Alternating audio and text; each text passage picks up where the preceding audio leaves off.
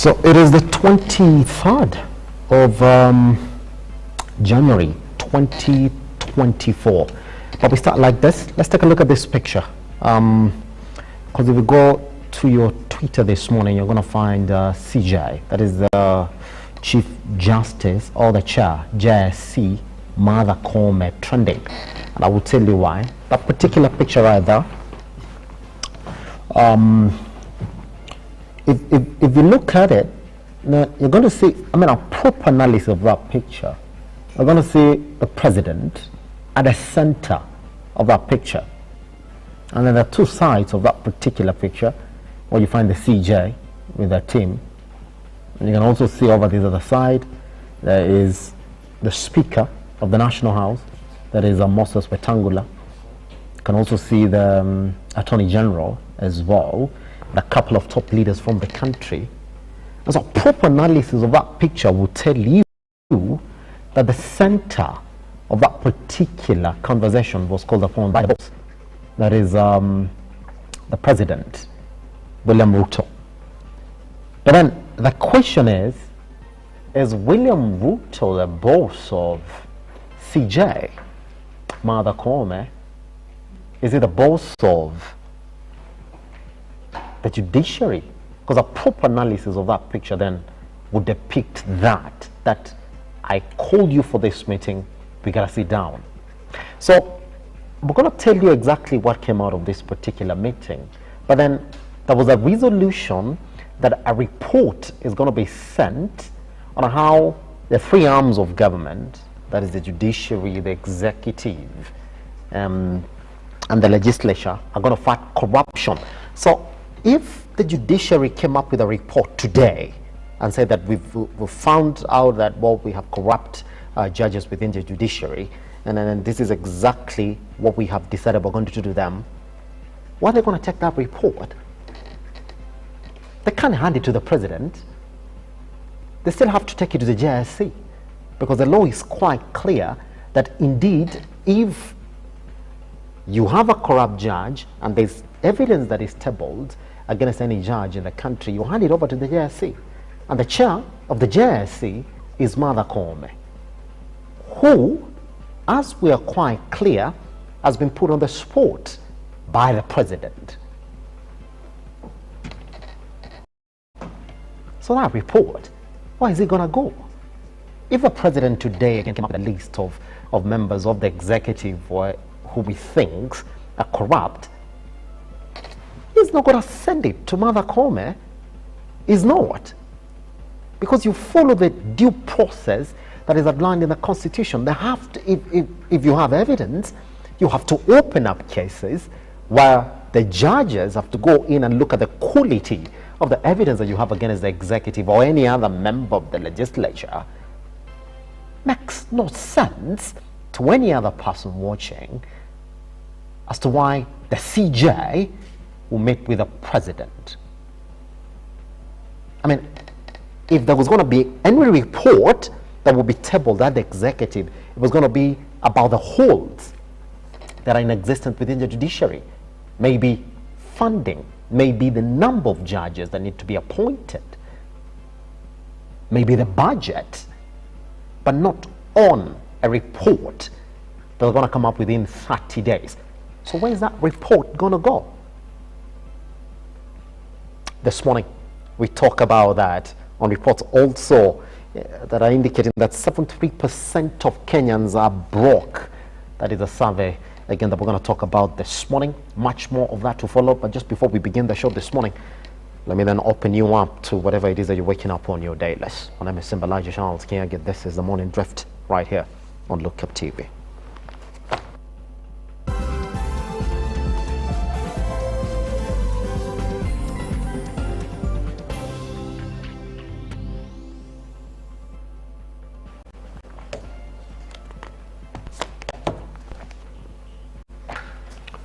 Right, here we go then. Let's start with the Daily Nation. Big job cuts loom for civil servants are the big headline here. Now, following damning audits exposing the extent of ethnic discrimination in the public sector employment that has seen a few tribes dominate government jobs, a new bill seeks to further reduce the statutory quota for a dominant community in an agency, if enacted, it could lead to restructuring of state agencies and possible job losses. You're going to read that story this morning on page 7. If you look at the pictures right there, what we're talking about this morning is that meeting of President William Ruto and Chief Justice Mother Koome, seen walking out of State House yesterday, after yesterday meeting that brought together the leadership of the judiciary, legislature and executive at State House Nairobi. What Ruto and Koome discussed in talks, we're going to tell you exactly what that is. You're going to read that particular story on page 4, and how killers bought weapon online.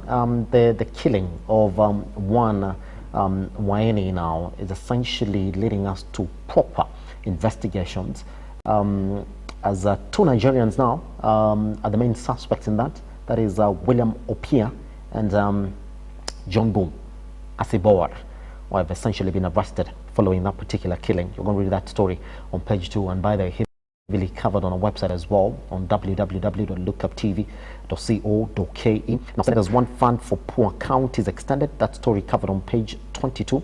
And tactics that Kenyans are using to cope up with the hard economic times. That story covered on page 8. And 280,000 from one students yet to join secondary school. Story covered on the back page of the Daily Nation. That's exactly what it is that you're waking up to this morning. On this one, on the Standard, justice on trial as Ruto Koome meet. They started calling it as it is. Lawyers and opposition leaders have said the meeting between the Chief Justice and President will not augur well, as it's a direct interference with the independence of one arm of the government. Now, the leaders say the dialogue will dent public confidence in the institution. Pages 4 and 5. That's when you're going to make that story. And parents, teachers confused as CBC grade 6 marks. Pages 6 and 7. Tutors say the grading system should be changed, as they're left wondering how learners performed. We want to talk about, if you've seen that particular grading system, it is simply a qualitative analysis. It's not quantitative in the sense of met expectation, exceeded expectation, below expectation. 3 things. How is that a grading system on the CBC? We're going to look at it. By the way, you need to read that particular story, because if you go to page 6 and 7 on this particular one, I've got a quote here by one who's saying that we are breeding a generation that might never take an exam seriously, to the detriment of their career. You have to read that story. Yeah, like there is no score. No, it is you met expectation, you did not meet expectation, or you exceeded expectation. Those are the 3 forms of grading in this particular exam, as a KEPSA test utilities. Yeah. Now, mathematics, English, and Kiswahili was marked out of 30. But if you failed to meet expectation, that's your score. If you met expectation, probably scored 1. Half of it. So you met expectation, and you exceeded expectation, you probably got more than 20. That's it. Now listen. Any student who scored between 25 and 30 marks is ranked as having exceeded expectations. Now, unlike in KCP, the total score was derived from the sum of all the 5 subjects, and the score was essentially, like mathematics, the score was out of 30, and a learner with 375 marks and another with 400 marks score the same grade. So if you have 375 and another one 400, you're essentially the same. So it is either you failed to meet expectation, met expectation, or exceeded expectation. How do you understand that particular score? I don't know. Listen, it's up to you. Let's have a look at it. That's KEPSA for you. All right. Senators talk on party rattles at UDA. We're going to read that story on page 2. And if you did miss that conversation that we had yesterday right here on the Morning Drift, we spoke about this party line that exists now within the ODM and UDA coalitions. You're going to read that on our website on www.lookuptv.co.ke or on our social media platforms. That is at Lookuptv on YouTube. Once you're there, subscription and the like is what we would appreciate. Now, what came out from this particular talks yesterday, the unprecedented talks between the executive, judiciary and legislature. Budget, the executive and parliament leadership have pledged to increase budgetary allocation to the judiciary and move the sale will reduce corruption. Appointments, the bench is to get 25 high court judges and 11 court of appeal judges. Transport, the executive has promised judiciary leadership that it will conclude the vehicle leasing program to facilitate transport needs. We talk about that this morning. All right, you want to read about AFCON 38, 39 and 40 and that story on police or getting crucial leads in Wani's brutal killing has been covered right here on page 3 and extensively on our website on our www.lookuptv.co.ke. Business Daily is talking how Ruto is targeting 133 billion shillings annually from new health insurance plan. By the way, this February, check your payslip, will be negative 2.75%. We take a tiny breathe out. Once we come back, we'll be taking you straight to the newsroom this morning, where we can see what is waking up to this morning.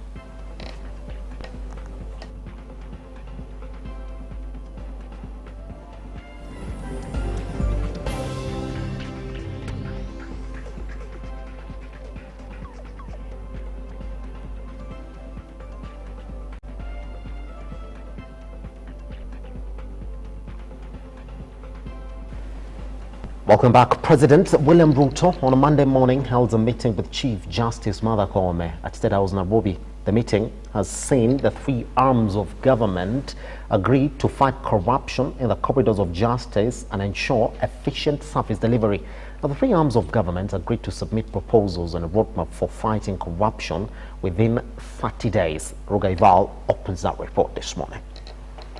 10 a.m. in the morning, representatives from the three arms of the government arrived in State House, Nairobi, ready for a meeting that was anticipated to come up with a solution to end the wrangles between the judiciary and the executive. President William Ruto, Chief Justice Martha Koome, her Deputy Philomena Mwilu, Attorney General Justin Muturi, Senate Speaker Anson Kingi, National Assembly Speaker Moses Wetangula, Solicitor General Shadrack Mose, all were ready to hold a fruitful discussion. Bestowed upon us as leaders of Kenya on behalf of the people of Kenya. Help us further to work together for the benefit and in the interest of the people of Kenya. For all this, we pray in Jesus' name. They were to deliberate on building approaches to fight corruption, enhance accountability, and to facilitate the efficient and seamless delivery of services to the people of Kenya. The executive, legislature, and judiciary, according to Mohammed, agreed to individually develop policies, guidelines, regulations, and legislative proposals to achieve the objectives of fighting corruption, improving service delivery, and enhancing institutional accountability. Additionally, they agreed to corruption remains an empirical threat to the nation, which has permitted the three arms of government. Each of the three arms of government commits to enhance service delivery, fight corruption. The executive, legislature, and the judiciary agreed to individually develop policies. Within 30 days, each arm of government will submit the proposals made to a forum of the National Council of the Administration of Justice (NCAJ). To optimize the efficient delivery of service and the fight against corruption, the executive and the legislature to facilitate the recruitment of an additional 25 judges of the High Court, to facilitate the recruitment of 11 new judges of the Court of Appeal. Resources will also be provided to conclude the vehicle leasing program to facilitate the judiciary's transport needs. The executive, legislature, and judiciary commit to perform their functions in a manner that respects the rule of law. Now, all eyes are on the two, the President and the Chief Justice, to act and bring to a stop the push and pull between the two arms of government.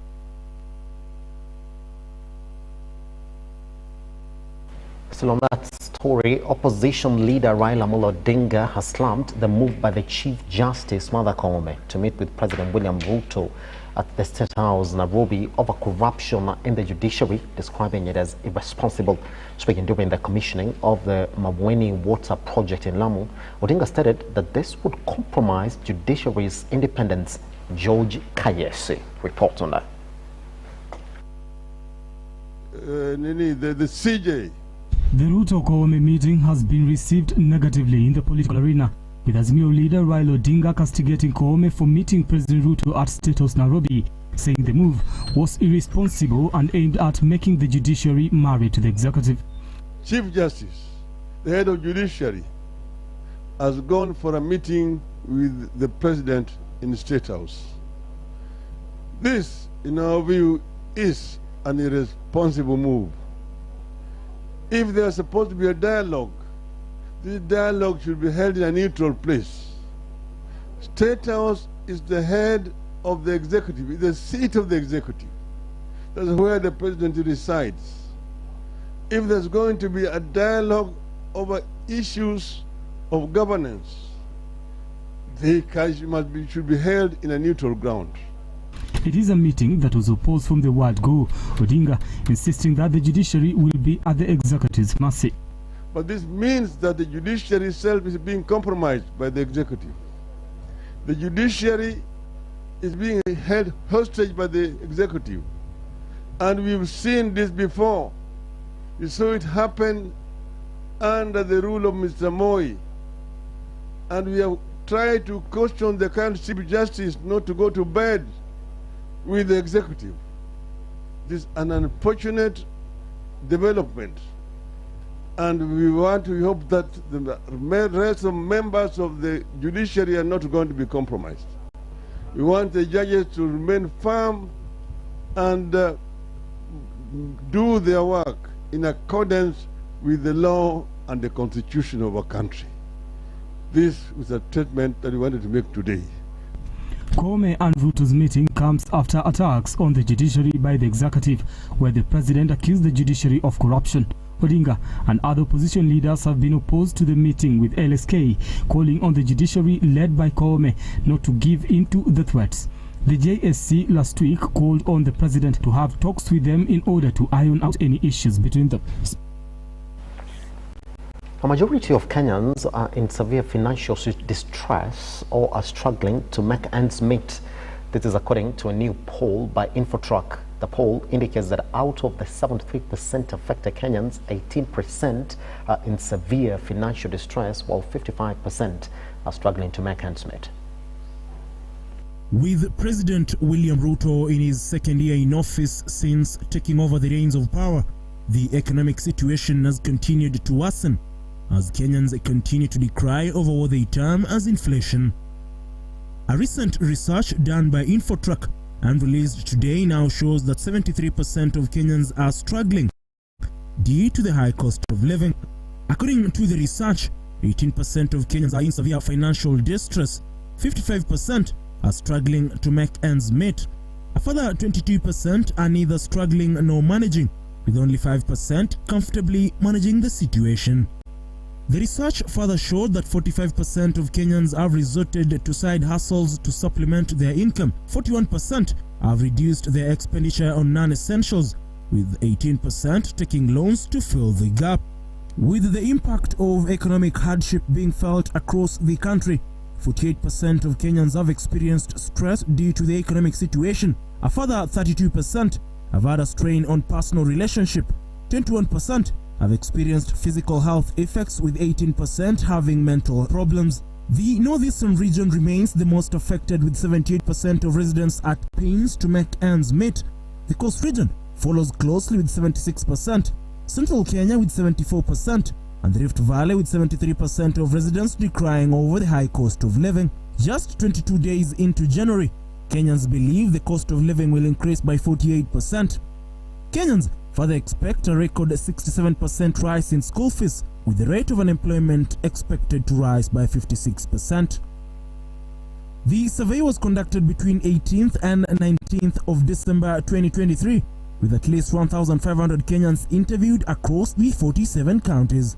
As President William Ruto struggles to revive the ever-sinking economy, with the Kenyan shilling continuing to weaken compared to the US dollar, the question remains, will there be light at the end of the tunnel, or will Kenyans continue to suffocate under the tough economic times? Ian Keitani, Lookuptv. Let's move on. The Ethics and Anti-Corruption Commission has raised a red flag on land grabbing and the use of fake academic papers to gain employment across the country. Speaking in Kisumu, the commission chairperson, Bishop David Oginde, stated that the two vices remain a great concern for the anti-graft agency. Oginde says the rate of land grabbing being reported is so high, and the commission has seized up the matter. We are particularly concerned about the apparent increase in particular areas. We have seen land grabbing seems to be getting on the increase, and this is an area that is of great disappointment to us, because we would like to see a situation where Kenyans do the right thing. You own the property that is rightfully yours. But we have put measures into place to ensure that this does not increase. We have seen another increase in the area of fake certificates, people trying to get employment using false documents. And again, an area that we are working hard to ensure that it doesn't jeopardize our education system. Because if we continue in that trend, as you have heard, some countries are already beginning to blacklist our degrees, and that would not be good for the young people of this country, and indeed everybody. Because if you are going to get a job out of the country and you present your papers and they are not trusted, it will jeopardize our movement and our work in different countries. We are also concerned about members of the officers in our public offices who are using false claims to enrich themselves, and sometimes this money is run into millions and sometimes even into billions of people who are siphoning monies by pretending they have gone for a seminar, they have gone out of the country, they have been involved in some activities, and in the process make claims. And these are matters that are of concern to us as a commission, and so we are putting our minds and heads together on how to ensure that this does not.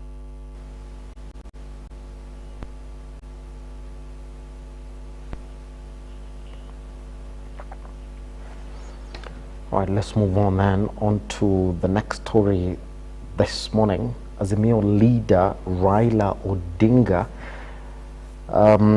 said that the coalition is intact and will continue to champion the rights of Kenyans. He says reports by a local daily that there are cracks in the coalition are misguided and aimed at creating divisions in the party. Speaking at Manda Island in Lamu County, where he launched a community water project, the ODM leader accused the media of being used to cause unnecessary tension and anxiety among member parties and supporters of the local coalition, and told them to be objective in their reporting.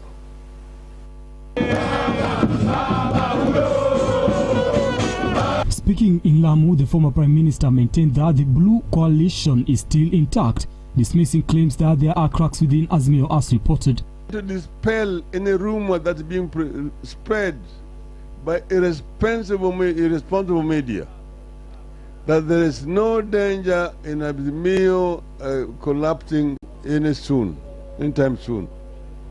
I really want our media to be responsible. You don't want media to spread unnecessary and irresponsible propaganda. Nobody has left Azimio. Azimio has remained intact, except a few members of parliament who decided to take a walk. But the leadership of Azimio is intact. There is no dissension. There is no disagreement anywhere in Azimio. And that's why we actually are taken aback to see a banner headline in a very... Odinga faulted a local daily for reporting on the matter, saying it is misguided and that the report is a plot by his political enemies to see distrust among members of the coalition. Media in the country, we want to say this is irresponsible journalism that must be discarded. We don't want the media to try to spread despondency among the members of Azimio. We have stood very firm. Azimio is on a course of liberation of this country. The opposition leader called on members of the large Azimio coalition to stay put and that the party is on a mission to give the nation a direction. We have stood very firm.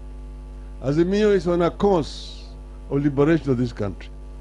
Azimio, there may be sometimes disagreement of opinion on one issue or the other, but that itself does not mean in any way disintegration. So I want to inform all our members, wherever they are, across the country, Azimio iko imara. Azimio is remaining united, and Azimio will not break up anytime soon. We are on a course to liberate this country from the tyranny and the responsibility. Second, this comes as the party wrote to its constituent parties calling them for a meeting to discuss the way forward for the party. Residents in Uasin Gishu have expressed their dissatisfaction with the 10% deposit on housing levy, saying that the amount is too much for the common Kenyan who has no formal employment. During public participation, Uasin Gishu residents want the government to elaborate on how counties will benefit from the program. They also want the government to explain how it will benefit county governments. The committee took a swipe at those taking the matter to court, saying that the project is people-driven. Kwa sababu pia wao walikuja na kuwasilisha maoni yao. Kuna mambo ambayo yamestand out katika mkutano wa siku ya leo. Of course, issue ya 10% deposit imejirudia, wananchi wengine wakiona na kwamba pengine 10% iko juu sana. Jambo lingine limekuwa umejitokeza ni vile county, wakati ambapo county wanakuwa wamedonate shamba katika national government kwa ujenzi huu wa manyumba, then ni benefit gani ambayo county watapata kutokana na huo mradi. Pia swali lingine ambalo limeibuka ni mahali ambapo kulikuwa kuna nyumba tayari za another agency ambapo pengine zilikuwa za hali duni, alafu ikakuwa hizo nyumba zikakuja kubomolewa, nyumba zingine zikajengwa. Kwa hivyo ni jinsi gani tunaweza kuhakikisha kwamba wale ambao walikuwa wanaishi katika zile nyumba hapo awali wapate kupewa kipaumbele wakati hizi nyumba zingine zinaweza mpangilio kamili kusema it is a good problem to have where we provide services when the wananchi wanakuja kwa urban, which will give us room to produce more in our farms. I think that's the messaging that umeleta mjadala mzuri sana, lakini umesahau kuna wamama single mothers na kuna mama wajane. Wanapo mtakuwa mnakaa chini, hata hao mtenge mahali ambapo mnaweza kuwa mnawaweka. Kuna changamoto hapa nje, hao wamama wako na shida sana hapa nje, na kama hiyo nafasi itapatikana, naomba tu. Residents of Kariobangi South, led by Chairman Graders Association, Mr. Ayubu Simba, yesterday protested the grabbing of a public utility land set aside to build a rehabilitation center to help the community. They said a private developer was trying to fence it early yesterday morning with the support of the area administration, but they intervened with demonstrations that stopped the fencing.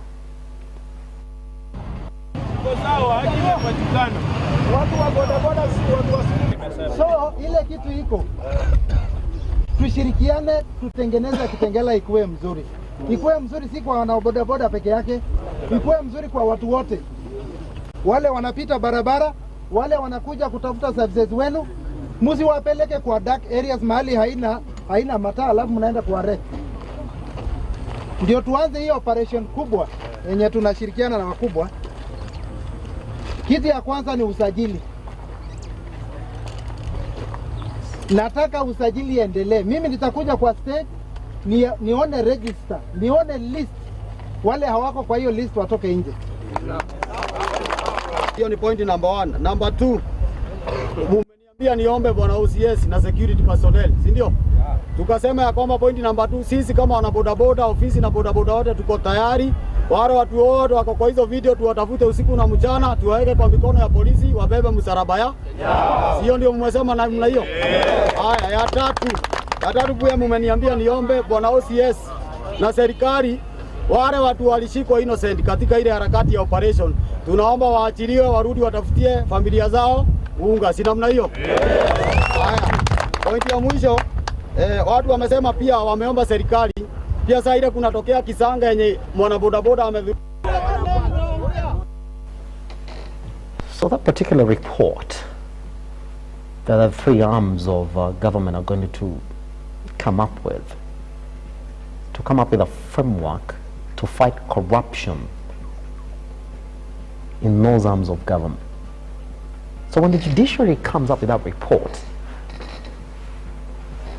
to whom is it intended? Who's going to pick it up? So are they going to do that report and deliver it to which office in the country? That's a question. And so when you look at that particular meeting yesterday, it looked as if the judiciary went in to collect presents. Transport is going to be facilitated. 25 new judges are going to be appointed. And a budget allocation as well is going to go back to the judiciary. I mean, they've been asking for that. You don't have to take a state house meeting for us to see what the judiciary have been asking for. Was it a blunder, like Raila Amolo Odinga is calling it? And if indeed we're going to talk about it, from what perspective are we going to look at it from? I want to show you a couple of pictures this morning from that meeting. It looked as if the boss called for the meeting. He's the president, the boss of the CJ. Asked the question that we're asking this morning. And I can already see the guests that we're going to talk about this particular subject walking in the studio this morning. We are going to take time and delve into that matter. Why did that meeting happen really yesterday? Join us online and Lookuptv across all your social media platforms. My name is Elijah Charles Kenya. See you shortly on the other side of the break.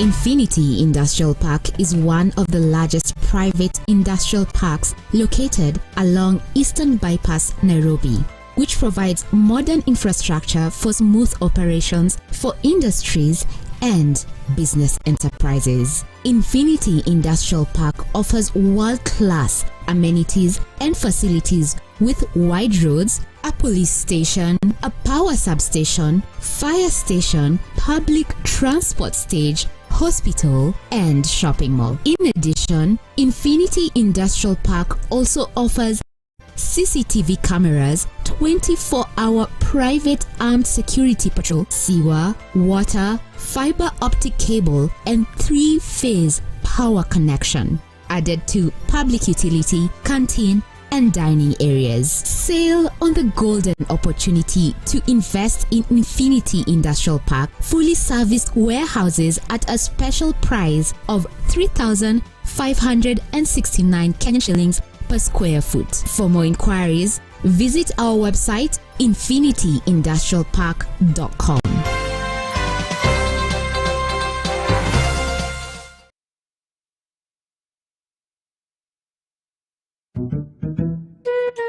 What about mambo fantastic if not scholastic? Chota kuchota na Hatia Supermarket imerudi. Ukifanya tu shopping ya shilingi 1,000, wewe unaingia kwa promotion ya chota kuchota na Hatia Supermarket. Watu wanaendelea kushinda ndani ya Hatia Supermarket. Ni yangu.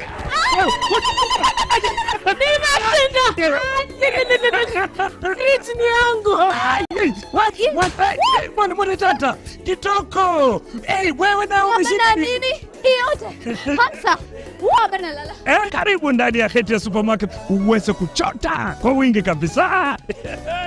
Wasuku wanasema nini? Nakwambia kwamba chota kuchota.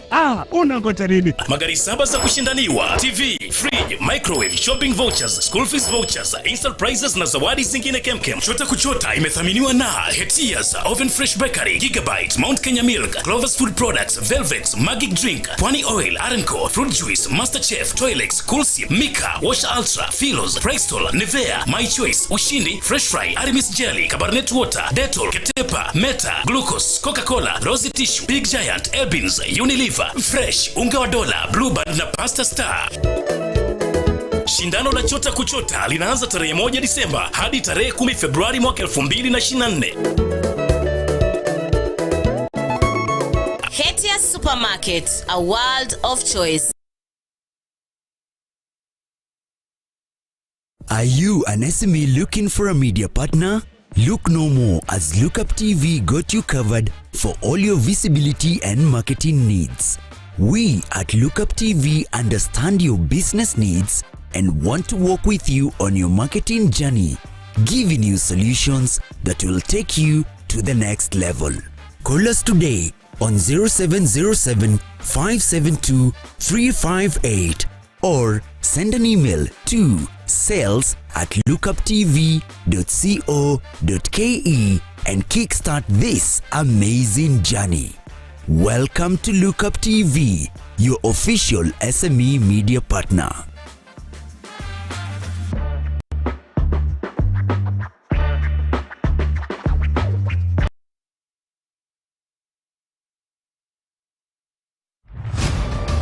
As the night falls, we come to life to bring you a comprehensive broadcast from the numerous events happening across our 47 counties. When it breaks, it matters, and each story is important. If it's Thursday, join me, Nancy Lima, and my able panelists as we break down the law jargons and analyze the Constitution in a way only you can understand. The news cycle never stops, neither does time. We cover each and every sector and present to you factual and accurate occurrences. This is where facts win the day. Join me, Nancy Lima, Ian Keitani, Tuesday, every Wednesday, Thursday, as from 9 p.m. on The Insight, only on Lookuptv.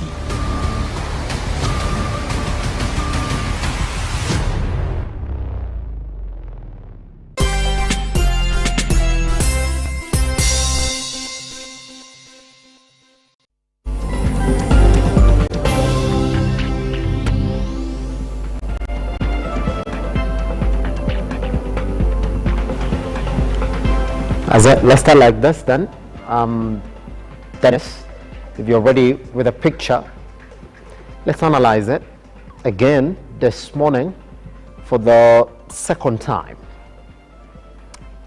If you can, Dennis, if you're getting me, thank you very much. There it is, yes. It's a new look state house because we do know it's under renovation. So probably that particular room has been renovated and ready for this particular one. So when you have a look at it, it's the president in the middle.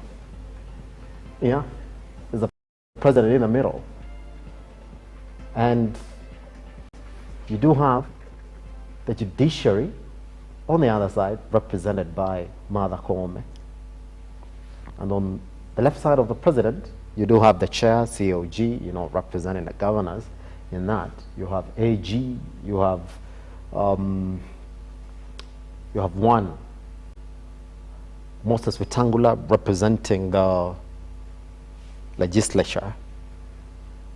Over back there, you have even the likes of Interior CS, Kithure Kindiki, or representing the executive. But then, what is very clear is who the boss is there in this particular meeting. It is very clear who the boss is. The man who called for that meeting, it is the president in the middle of that particular picture right there. I mean, you don't have to go very far for you to see who the boss is. So that's how we're going to start this morning, man. Analyze that particular picture. And on that, we did know that the goodies did come from that particular meeting yesterday. So let's take a look at this story. Once we come back, I'll be introducing the guest and the guests who are going to continue walking into the studio this morning so that we can make sense of what it is that we saw yesterday. 10 a.m. in the morning, representatives from the three arms of the government arrived in State House, Nairobi, for a meeting that was anticipated to come up with a solution to end the wrangles between the judiciary and the executive. President William Ruto, Chief Justice Martha Koome, her Deputy Philomena Mwilu, Attorney General Justin Muturi, Senate Speaker Amason Kingi, National Assembly Speaker Moses Wetangula, Solicitor General Shadrack Mose, all were ready to hold a fruitful discussion. Bestowed upon us as leaders of Kenya on behalf of the people of Kenya. Help us, Father, to work together for the benefit and in the interest of the people of Kenya. For all this, we pray in Jesus' name. They were to deliberate on building approaches to fight corruption, enhance accountability, and to facilitate the efficient and seamless delivery of services to the people of Kenya. The executive, legislature, and judiciary, according to Mohammed, agreed to individually develop policies, guidelines, regulations, and legislative proposals to achieve the objectives of fighting corruption, improving service delivery, and enhancing institutional accountability. Additionally, they agreed to corruption remains an empirical threat to the nation, which has permitted the three arms of government. Each of the three arms of government commits to enhance service delivery, fight corruption. The executive, legislature, and the judiciary agreed to individually develop policies. Within 30 days, each arm of government will submit the proposals made to a forum of the National Council of the Administration of Justice NCAJ. To optimize the efficient delivery of service and the fight against corruption, the executive and the legislature to facilitate the recruitment of an additional 25 judges of the High Court, to facilitate the recruitment of 11 new judges of the Court of Appeal. Resources will also be provided to conclude the vehicle leasing program to facilitate the judiciary's transport needs. The executive, legislature, and judiciary commit to perform their functions in a manner that respects the rule of law. Now, all eyes are on the two, the President and the Chief Justice, to act and bring to a stop the push and pull between the two arms of government. In other words, unprecedented. So the thing is, we've seen the CJ and the president meet before. I mean, it's not the very first time they will have a CJ and a president meet. But then, in all the other occasions when the two arms of government are met, if you would use a term to describe the environment and the condition at which they have previously met, you would say it is completely on a neutral ground. But the president extended an invitation to the CJ for talks, and the CJ went. Where? State House, Nairobi. And there was a representation of officials from all sides, which the president essentially deemed had to be present for that particular conversation then to make sense. Sort of a representative conversation. So we had a representation of the executive, a representation of the judiciary, and a representation of the legislature. But then we do know what they resolved to talk about, that within 30 days they're going to come up with a report, all the other arms, all the three arms of government, on how they're going to fight corruption. Not in the country, just within those arms of government. And this morning, we're here to make sense of a lot, all right, of that particular conversation. We're waiting for Sunday Oyolo, who's the county liaison manager, UDA party. We're also waiting for Mudhiora Kariara, who's the party leader at TGN, who's a presidential running mate, or is going to be a presidential running mate, and was presidential running mate in 2017 as an independent. But it's a good thing that indeed in the studio we do have Gabriela Rorere, who's the national youth leader, UPIA party, and the CEO, Indigenous Wellbeing Initiative for All, if you want to call it a WIFA organization. Let's start.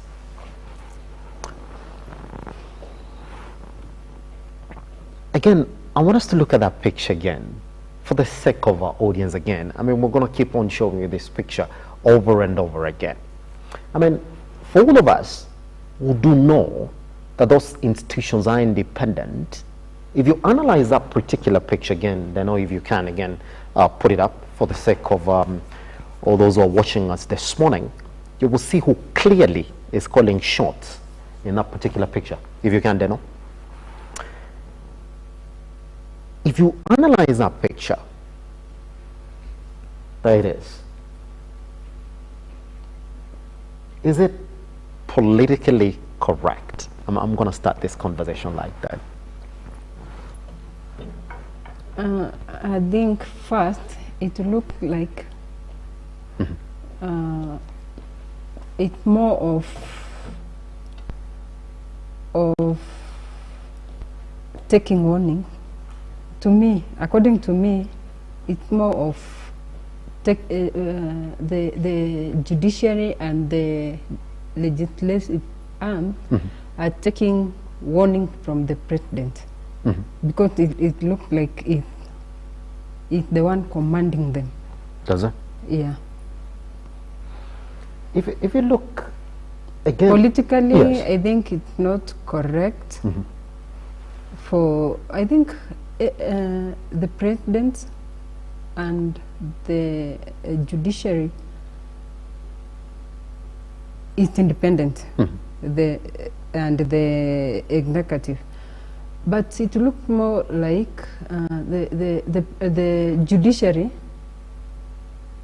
are being it's under the executive. Does it? Yeah. If you go by that picture, isn't it? Yeah. It doesn't look like a round table conversation of me, you, and all arms of government. Yes. It looks like the judiciary is receiving some, I can call it like they're being dictated. There is someone up then. And the rest of you. And I called you here because I have a problem with you guys. That's how it looks. I mean, the president is in the middle. Yeah. And he's addressing them. I'm the one who has a problem with you guys. I specifically do have a problem with that, so I've called you here. Let's go to the second phase of that analysis. State House. The CJ decided that that particular meeting was going to happen at the State House. I mean, is it ever okay for the CJ to take a meeting at State House to begin with? No, because first, you see, you cannot, if it's a round table conversation about the government, the judiciary, and the legislative, it's supposed to be taken far away, not in State House, not in judiciary, and not in parliament. But now, it looks like President Ruto called the judiciary and the legislative to give warning, to give orders. It doesn't look like a roundtable conversation, no. And that particular venue, if we're going to look for a neutral venue, it could have been somewhere other than the State House. If indeed the CJ wanted to say it's going to be a consultative meeting, is that what it is? Yeah. But taking it to State House, I think President William Ruto wants to micromanage the judiciary. You know what we have? The 13 House, the parliamentarian. What we have in the 13 House is a weak parliament. They have already been silent. Now, we add an independent judiciary.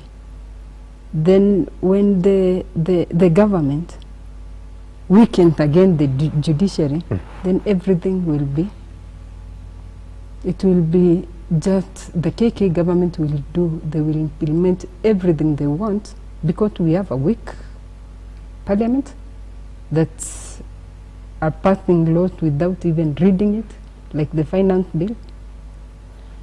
And then on the other side, the judiciary, if it's weak again, then Kenyans are, it's over. Game over. There were a lot of conversations leading to this particular meeting. I mean, there are two sides of the divide here, with people saying, well, there's no problem with the president meeting with the CJ, that these two can have conversations on how to make their operations better, that these two, in one way or another, the interdependence is already seen in the Constitution, that indeed the executive would depend on the judiciary, and the judiciary, in one way or another, would also depend on the executive. But where they meet is clearly outlined within the Constitution.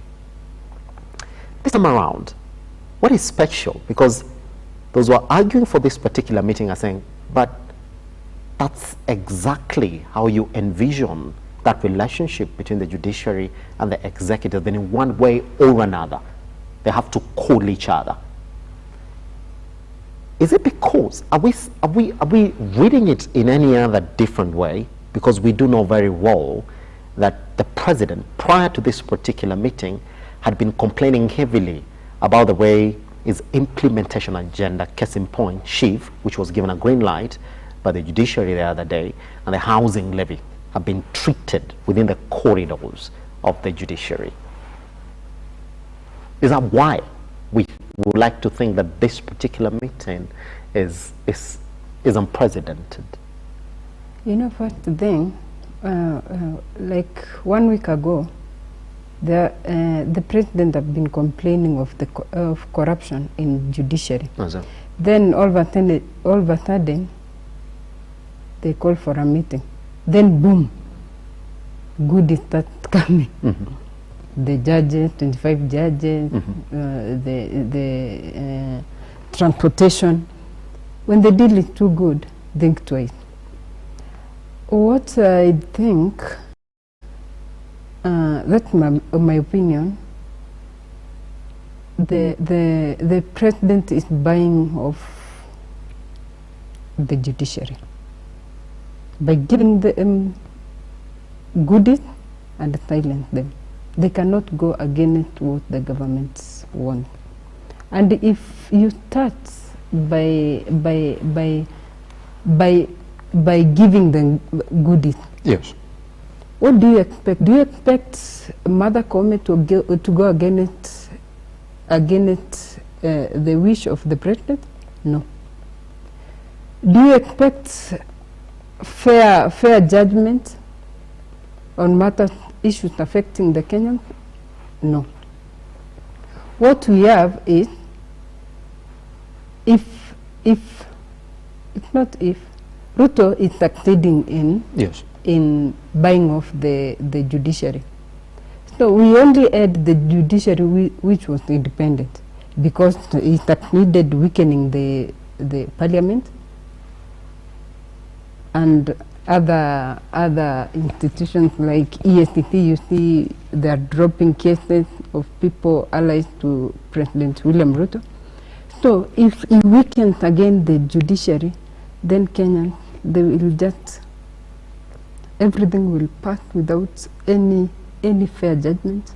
It will be micromanaged by the KK government, and we will go back to the dark days.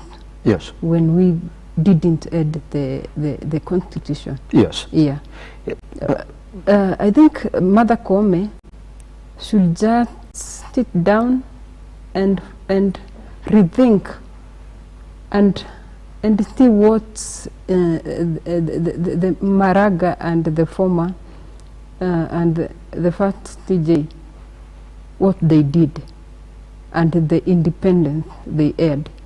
And you know, you cannot be the president of the judiciary and it's like you are busy buying, you are busy listening to politicians, what they say through microphones in rallies, what they say about the judiciary, and you act according to what they talk bad about the judiciary. Yes. That's not being independent. Mother Koome so far is failing. Yeah. On that particular role of sort of showing us how independent they might be, isn't it? Now, she's failing on a role, and she's failing women leaders in Kenya because no one will trust women leadership again. Because when Mother Koome was appointed, we all celebrated. Now, she's now being micromanaged. Who will trust women again? Who will trust women leadership? She's failing the women of this country.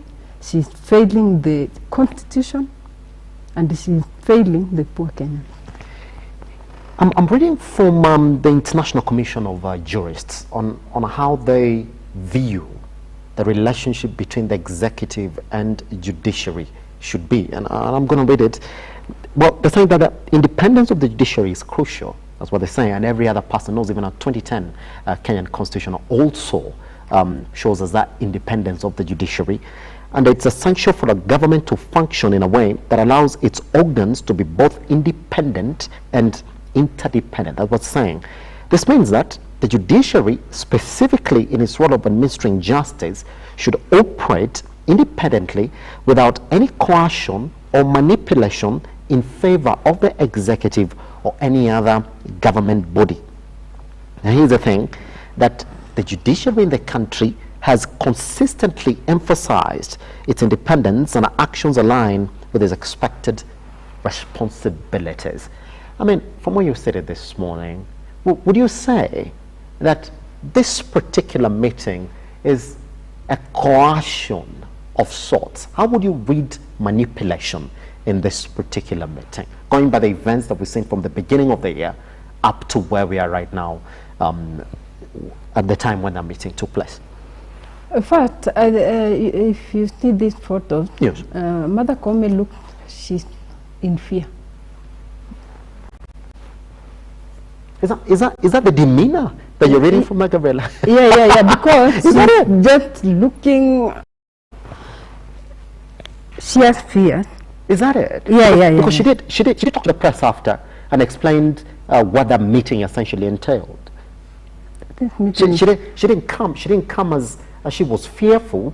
I mean, if you looked at her speaking later on, if you could read this body language, Mother Koome was very fearful. She was fearing. After that presser? No, in during this the meeting. Yeah. I mean, I'm not a body language expert, but when I look at that picture, I'm only going to read into the seat information that you could actually tell who there the was boss a video is. of that. There was a video of that, and I know if you can actually, could you keep on and in a subtle manner keep on playing that particular clip as we talk about it, so that we could read the demeanor of the CJ Mother Koome in that particular meeting? Because Gabriela is saying, I mean, if you look at that particular the clip, then you will say, indeed, she looked fearful. But if you move away from that and look at what came out of that meeting, the question that is going to happen is, I mean, other than that report, and we're going to talk about to whom that report is going to go to. I mean, other than that report, we were told that immediately after that, the judiciary they were promised that indeed they're going to get another 25 plus another 11 judges, that is 36 in total. They were promised they're going to get budgetary support and even on transport. And these are the issues, by the way, that even the former CJ kept on telling the former president, if you do remember President Uhuru Kenyatta, saying that we are overwhelmed, we can't dispense justice properly if we don't have enough judges. The question is, did it have to take a meeting at State House for the president or for the executive to grant that wish for them to have, you know, this enablers then to expense justice in the country? You know, first, the president is a politician, and politicians, they can use anything to manipulate you. First, I think Mother Koome is being manipulated through that handout of being given the judges. Some people will say it's not a manipulation, it's something that they've been calling for. But not this time after the president have been complaining for the last 1 week. Yes. Yeah. It's like she's being silent through goodies. Yes. Yeah. again, and there are two sides of that. People saying that the timeliness of this particular, you say goodie then, I mean, the Standard called it the goodie package, that either way, it was going to come. People would look at it and say, but you're saying that it looks like manipulation, but this is the president who appointed the judges, who President Kenyatta did not appoint. The president, again, just upon coming or taking over, he actually even promised these things that is delivered now. Some people will read it and say, well, but these are the same things that I said I'm going to deliver. That whether you want to question the timeliness or not, I had actually promised that I was going to deliver this to the judiciary. But is that what it is? But not after complaining that the judges are corrupt. 1 week ago, you complained the way judiciary is corrupt. Then, boom! After the meeting, you promise them many things. You give them promises and goodies. And we know the KK government, they are good at promising things they cannot deliver.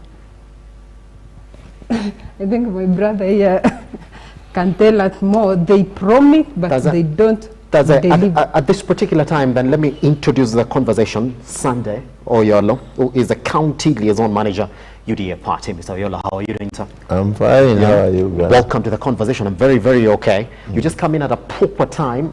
We're looking at images and pictures that we caught yesterday at that unprecedented meeting that happened between the president and the CJ. It's a good thing that you've come in when we've looked at even the demeanor of the CJ at this particular meeting.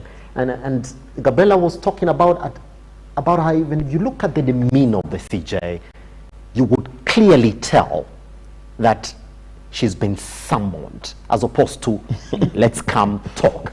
Is it? Oh, let me begin from there. And if you can, Sheila, could you please again show us those images and go back to that image as well, because it's a good thing that Oyolo is in the studio. I mean, when you look at the CJ rather, again, if you look at that final image that we essentially caught, you know, they say a picture is worth a million words. Let's look at that final picture, Oyolo. Yes, there it is. And I want you to analyze it. I mean, Oyolo, if I asked you who called for that meeting from that particular picture, would it not be quite easy for you, right there where you're seated, to tell me who called for that meeting, Oyolo? Of course, the meeting was called by the president, who is the executive. That's it. He's the head of government and state. That's it. Yes. And 3 arms are meeting in that room. That's it. We have the executive, we have the judiciary, and we have the legislature. The president is the head of government and state. And there is no question about it. When you are talking about, I can see you are reading too much into the picture. You can see the speaker next to the president, the chief justice next to the president. The president is the head of state. There's no question about it. Secondly, you are talking about what was given. This was discussion about the state of affairs in the judiciary. And we are talking about what is happening in the judiciary. What is ailing the judiciary? What could be the cause of delays of cases? What could be the cause of corruption in judiciary? One is manpower. There are few of them. So what is the solution? We will enhance the budget. Who allocates the budget? The executive, the legislature. Who has the money? It's the executive.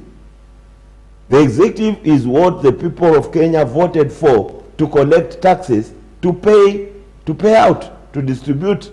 You can see the Council of Governors chairman is seated there. That's Yeah, meaning all the arms of government are there. You can see Attorney General, who is the head of the legal advisory arm of government, and a member of the cabinet, is also and member of the Justice Service Commission.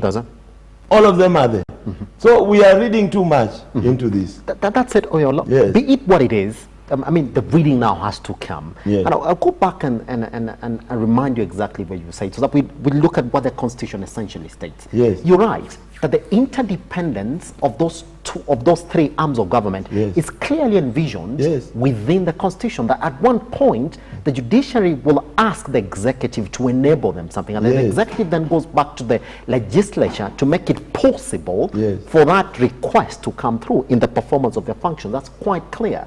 But what the Constitution didn't envision, Oyolo, from where you're sitting this morning, is the president calling upon the chair of JSC to come in and talk about the conduct of the members of the JSC. That the Constitution did not envision. Number two as well, that at no one point did that interdependence read that the head of the executive would summon the head of the judiciary. Summon is your name. The summon is your word. Yes. But a discussion... But, did he not summon them? No. Did not call for Actually, do you know, you forget your story. Yes. It is the judiciary that offered for a dialogue. It is the JSC in their own meeting, in their own volition, who offered a dialogue. And the president took it up and said, if it is so, we are ready. You forget that?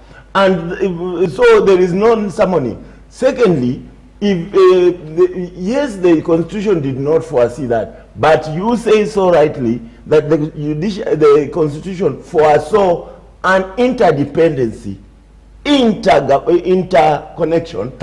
Yes, and that's what they are doing. Then continued. I mean, when when they saw that interdependence, I'm just reading directly from what the Constitution essentially states, that at the point where there is that interdependence, there is also in place mechanisms upon which this can be done. I mean, if you have any complaint about the conduct of the judiciary, the JSC is in place. And within that, the disciplinary mechanisms have also been clearly envisioned within the Constitution on how to discipline the judiciary within the JSC. And the same Constitution envisions mediation. Doesn't it?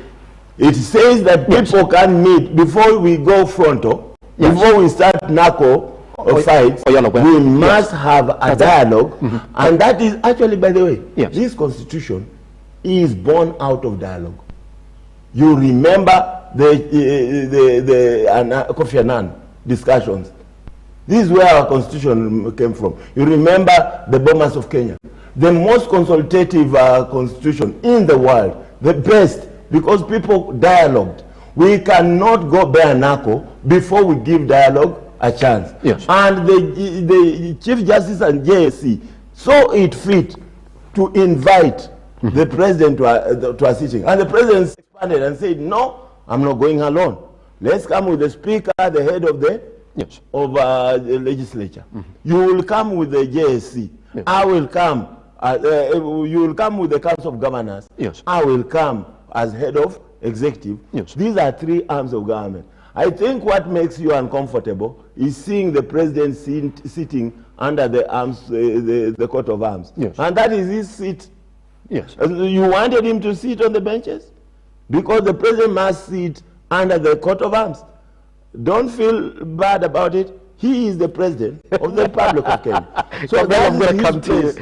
Gabriel, I'm going to come to you. Oyola, I'm not done with you, by the way, because we have to get what the facts of this particular story are, and on why that picture is essentially has been considered politically incorrect. I will tell you what it is. Actually, I want to help you. Yes. I want you to get out of this picture in terms of the pictorial images. I want us to go into the content of what came out. And I want to say, Kenya is now more richer with more judges. Kenya is now more richer with the debate over against judges on the streets into the boardroom. Kenya is now richer with a commitment of more money to open more courts and to hire more judges and to facilitate more judges to get to their places, to finish cases early, so that corruption does not happen.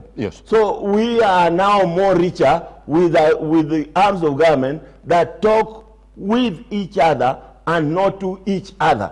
And that is how, that's why Kenya is unique. That's why we are not North Sudan, And that's why we are not Somalia. We are people who are trained to talk, dialogue with each other, not to each other. Does it? Oyolo, it's a good thing that you're putting it bare, and that's where exactly what was going on too, on the content of that particular meeting. Yes. I mean, before we know about the content, we have to see exactly where it began from, and Gabriel, I'm going to come to you shortly. Now, you see, the only thing that CJ has done throughout this entire conversation leading to this meeting is that the president has been on the podium talking tough about the conduct of the judiciary. And he said that it's not the entire judiciary that is actually corrupt, that some officials within the judiciary are getting paid to make rulings against the government. That's why it started, if you do remember, at the beginning of this year. The president did not stop. His foot soldiers did not stop that sort of conversation about the conduct of the judiciary. Mother Koome came out twice to warn them from talking about active cases in court, and also warn them about using avenues that are not essentially enshrined within the Constitution when talking about the conduct of the judiciary. Now, let's go back here. She went in and said, because essentially I can't arrest the president as it is, I am calling for the president to meet with him to address the concerns that he has raised about the conduct of the judiciary. That's the only thing that they said. In her address, there is no point, she said, that I'm going to State House to meet the president. No, she's called for a meeting. She called for a meeting, good. But the meeting wouldn't have been on the tree. She called for a meeting. But not in State House. She called for a meeting. It wouldn't have been on a tree. And the venue is not State House of the Republic of Kenya is a property venue designated for who? For the presidency for the president and the people of Kenya. No, for the for the presidency and the people of Kenya. You see, it couldn't have been any other place. Let me tell you this, yes, Ayola. brother. Yes. You know, we are looking at the monster called corruption. Yes. And I know where you sit. Yes. You can't place corruption in one singular corner. You can't say it's a legislature problem alone. It is not an executive arm alone. Yes. It is also in the judiciary. And you have said rightfully, the president didn't say the whole judiciary is corrupt. No, sir. He said some members of the judiciary are corrupt. And this occasion provides opportunity for him to even name. We don't know what he gave. He may have given the list of the people that he has. Do you know that the president is the head of our security system in the country? He receives reports at 3 in the morning from NIS, from provincial administration, from CID, from the military intelligence, from all over, from Interpol, from CIA. They don't bring it to you and me, my brother. They take it to the President of the Republic of Kenya every day. So he knows where you slept yesterday. He knows what I did in the morning because he has intelligence, and rightfully so. He has intelligence. The President of the Republic of Kenya may not start a subject that he has no evidence about. And you're right about that. Yes. Question being that, even the same question that CJ was asking, if you are saying that some members of my judiciary are corrupt, give me the names and the evidence. He gave the names yesterday. You are not there. I wasn't there. He gave the names yesterday. That was the occasion for him to lay it bare. Those media, and then the CJ had an opportunity to say, but this one is corrupt because he's in Samburu, he's in Marsabit, alone, listening to cases all the way from Merile, Isiolo to Moyale.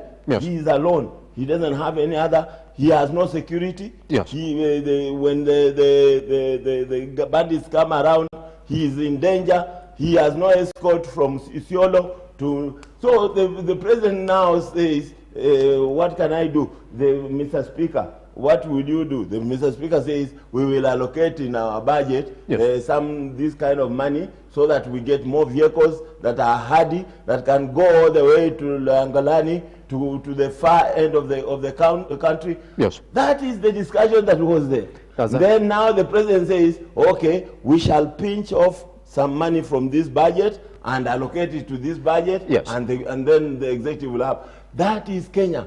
This is the Kenya we desire. Not the Kenya people go for bare knuckle and abuse each other. That now we have removed all the debate and killed the debate of judges from the streets and brought it to the room. Oyolo, one side of your argument could be considered completely correct, but then let me take you back, Gabriela, just before I go back to Oyolo as well. Let me take you back to the 4th of November 2022. And by the way, there's a story that we carried here at Lookuptv. That's at www.lookuptv.co.ke. And this was the title of the story. President, we will empower and respect the judiciary. Yes. All right, let's continue. And I'll read for you on exactly what he said here. That, number one, he commended the judiciary for its commitment to expand access to justice. The president also said the government decision to increase the budgetary allocation for judiciary for its expansion and the efficiency was on course. I'm reading from that particular paragraph right there, that the decision to increase the budgetary allocation for the judiciary for its expansion and efficiency was on course. Gabriela, I'm reading on a story that we did on the 4th of November 2022. I mean, for the sake of this conversation, that could be 1 year plus a couple of months away from when this promise was made. But then, it wasn't delivered.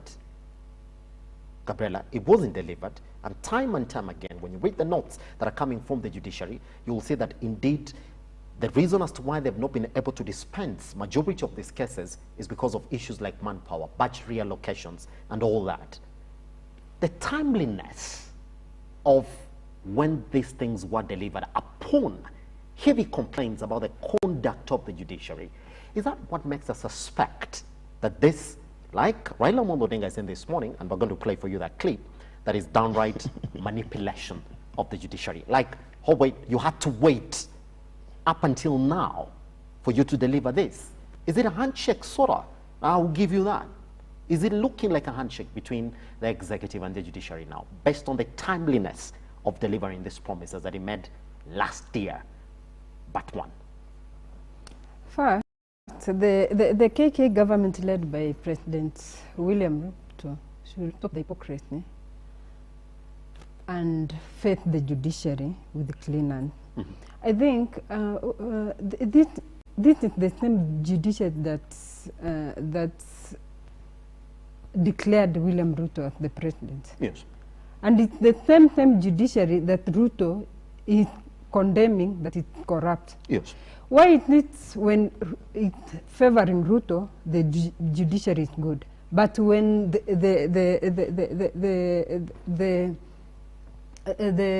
those cases that were like the housing levy, the shift which they gave a green light. Yes. Why is it when the judgment does not favor the KK government, they immediately judge the judiciary? They should stop double standard. Ruto should respect the judiciary and allow the judiciary to be independent. No need of attacking the judiciary just because it's not favoring you. And the same KK government, they were in Butia, like I think 1 day ago, attacking Butia Senator Okiya Omtata for taking cases to court. Why do you have to attack those who are there standing for the people of Kenya, for the poor people of Kenya? You attack the judges, then you come say you want a free and fair judiciary. You are going to empower judiciary. How? By silencing them.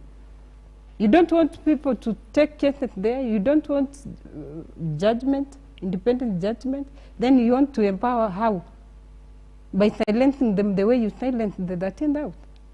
No, Ruto should just be clear and face the judiciary with clean hands. The same Ruto is deputy, is the one attacking another judge because of the case. It case few years ago. Are we going on that direction as a country? that when the case is not favoring me and I'm the president, and the vice president, I will go and attack that judge. Is that the way our constitution is saying? Yes. I think William Ruto wants to silence the judiciary, and Mother Koome, it's time for her to be independent and stop this drama she's doing there. Oyolo, I want you to pick it from there. I want you to pick it from there that this was a promise made. And Oyolo, I got to remind you as well. I mean, we as a media, when we look at the relationship between the executive and the judiciary, that's why we get proper reports for us to file these stories on. I mean, there was a big contrast with how President Uhuru Kenyatta dealt with the judiciary when he was reading corruption in it, vis-a-vis how President Dr. William Ruto dealt with the judiciary. If you do remember, the first order that he took when he assumed power, the next day, immediately after getting sworn in, he implemented. He came in and appointed the judges. Were never appointed. You are avoiding to use the word implemented. Oyolo, he appointed the judges. Let's go this step by step. Oyolo, let me ask this question, please. Fast. No, I'm not going fast. Let me ask this question. He appointed the judges. Yes. That's it. That's what he did. Yeah, he appointed kept the judges. the promise. That's it. Hold on. The promise was actually vast. And he said, and I'll read for you, he said that I will respect and empower the judiciary. So in fact, if you remember his manifesto as well, he had promises for the judiciary. Yes. That budget allocation and all this that is done now. Is it ever okay for us to say that if indeed you are bound to respect the judiciary just like you promised? Yes. You don't talk about their corruption. No, you don't say. You don't call them out. No, listen to me, Simba. Just 1 minute. Oyolo, you don't say, I will defy them. No. Just 1 minute. Yeah. You're talking too much. Yeah. Let me tell you, Simba. One, Ruto promised that he will do everything. By the way, you can't even compare President Ruto with President Uhuru. President Uhuru disrespected the judiciary. Even when the JSC appointed or nominated judges for appointment, the president refused. Uhuru refused that. It is against the constitution. President Ruto came in and fulfilled that within hours of his appointment. Or swearing in.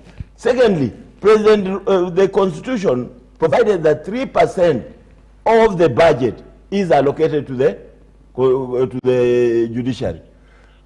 Throughout 10 years of Uhuru, he defied that. Until Maraga was all over, crying even for vehicles, he could not get a vehicle to use. Why? Because there was no budget. Immediately, by the stroke of a pen, immediately Ruto took power, he allocated back that money to the judiciary. You remember? That happened immediately after swearing in. Who has fulfilled the promises more? My sister Loretta is talking about the issue of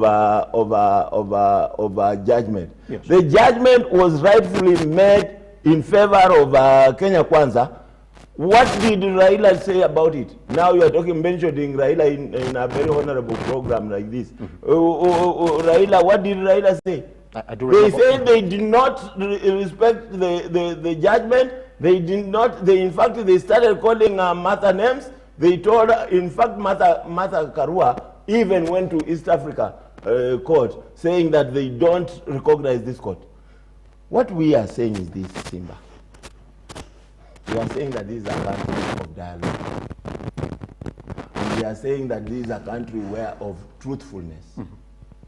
If it hurts me, I say. Yes. And that's what the government has said. The president is saying, I took a manifesto to the people. And this manifesto included jobs for young people. This manifesto included good health care to the citizens. This manifesto included agriculture and provide funding, not the subsidies, but production of agriculture. This manifesto had the digital superhighway for young people. All these things, this manifesto had climate change and environmental rights. for our people. This is what we are called the better bottom-up economic transformational agenda. This is the agenda that the president took to the people, and people voted him for, through this agenda, this manifesto. He has, now you and members of the press and the others in the position want the president to lie like other presidents have lied before. You go to the people and tell them, I'll give you jobs, I will give you better housing, I'll give you affordable housing, and then when you get into the office and say that was a campaign panda. No, the president intends to fulfill, implement every item on that better. There are 5 items, and that's what he's working on. One of them is employment, which is also woven in the better housing. Now, affordable housing, units that Okiya Mtata is taking to court are the units that are going to provide employment in Malaba and Busia Town and Matayos and Funyula and Nambale.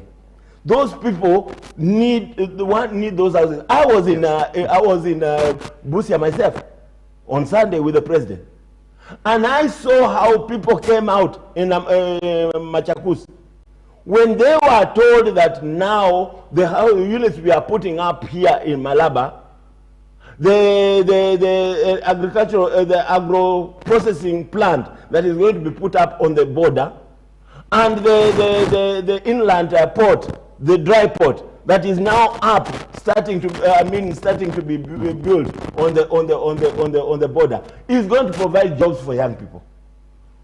And we are talking about TVET, and we have taken our girls and boys to TVETs. They are learning masonry, they are learning plumbing, they are learning electrical installation and all these jobs. Where are their jobs? It is in the construction industry. And that's how, while we provide affordable houses, we also provide jobs for our people. Yes. I mean, nobody is denying this implementation agenda. In fact, the courts have not come out to say, well, stop implementing it. Every other thing that the courts are making a ruling on is, yes, follow the law, that every other Kenyan within the Kenyan constitution, even you and I, for any other ruling, for any other agenda you may feel, I do not support, that you have a right to go to court and the courts will listen to you.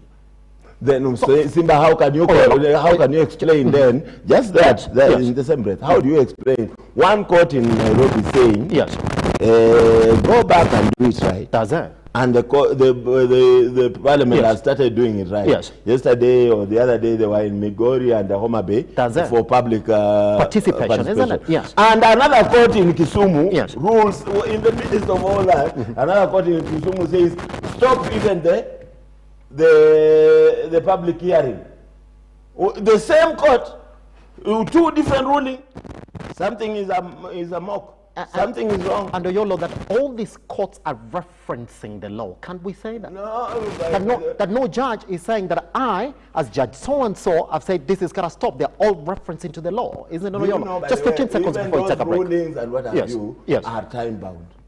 And if they delay the projects to start, let's say this. Simba, what we need to say. Let's go for break. My director is killing me. Let me make this point. Kenyans, what we need to happen, and even in the US and many other democracies, a government is elected for 5 years against its own manifesto, and it's given opportunity to mess itself or succeed, and judged after 5 years. That is what happens in every other jurisdiction. You go to the US, there is no way you will stop the agenda of the Democratic Party from happening. Trump right now is starting to win elections. Why? Against the faults of the Democratic Party. Now, we cannot have the judiciary, the fourth estate, the opposition, and other select people doing the work of the government that was elected for 5 years. The government has hardly been in office a year, and it wants to implement the programs that they were elected upon. Oyolo, let's go for this tiny break, because we have an hour again to talk about other issues that have been raised on this particular one. Gabriela, when we come back, is the CJ finally looking like a weak CJ? The president has already told you that if I feel that we're not in unison with the way that we're running this country, especially on the implementation of development agenda, I am ready to defy your court orders. Is that someone that you want to give time to talk to you about what they want you to do? And Oyolo, that particular report, because they've said in 30 days, they're going to release a report on how to fight corruption. Question that we are wondering here is, so when the CJ comes up with that report, who are they going to give it to? That's where the questions begin. Once we come back right here on the Morning Drift, Oyolo.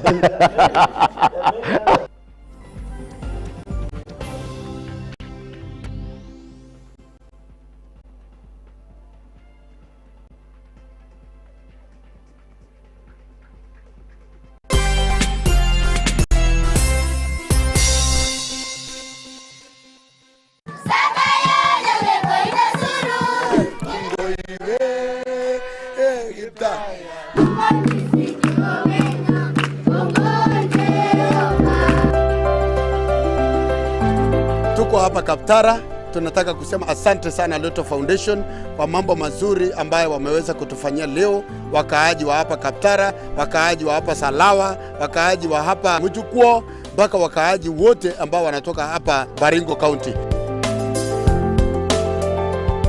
Naambia Loto Foundation asante kwa kazi nzuri wanayofanya. Mungu awabariki.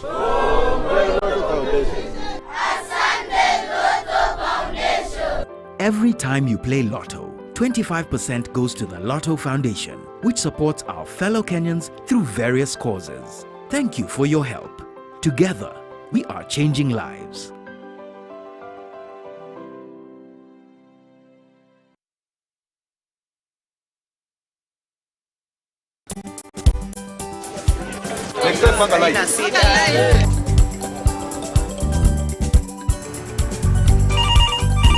Tere, mambo ni mawili, kufikisha, kumwaga na kurudi. Kulala ni mwaka mpya.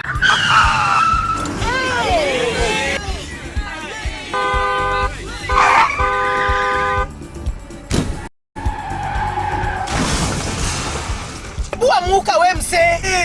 Ni mbaya. Wewe kwani wani vile dereva anaendesha gari vibaya, lazima tususe. Anaendesha gari na kwa simu the whole time, hata angalia barabara.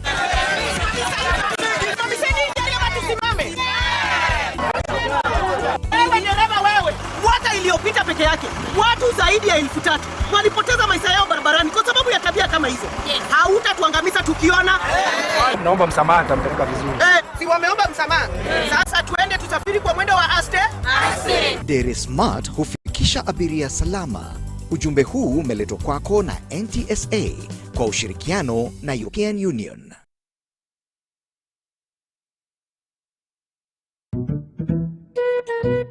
What about mambo fantastic if not scholastic? Chota kuchota na Hetia Supermarket imerudi. Ukifanya tu shopping ya shilingi 1,000, wewe unaingia kwa promotion ya chota kuchota na Hetia Supermarket. Watu wanaendelea kushinda ndani ya Hetia Supermarket. Ni yangu.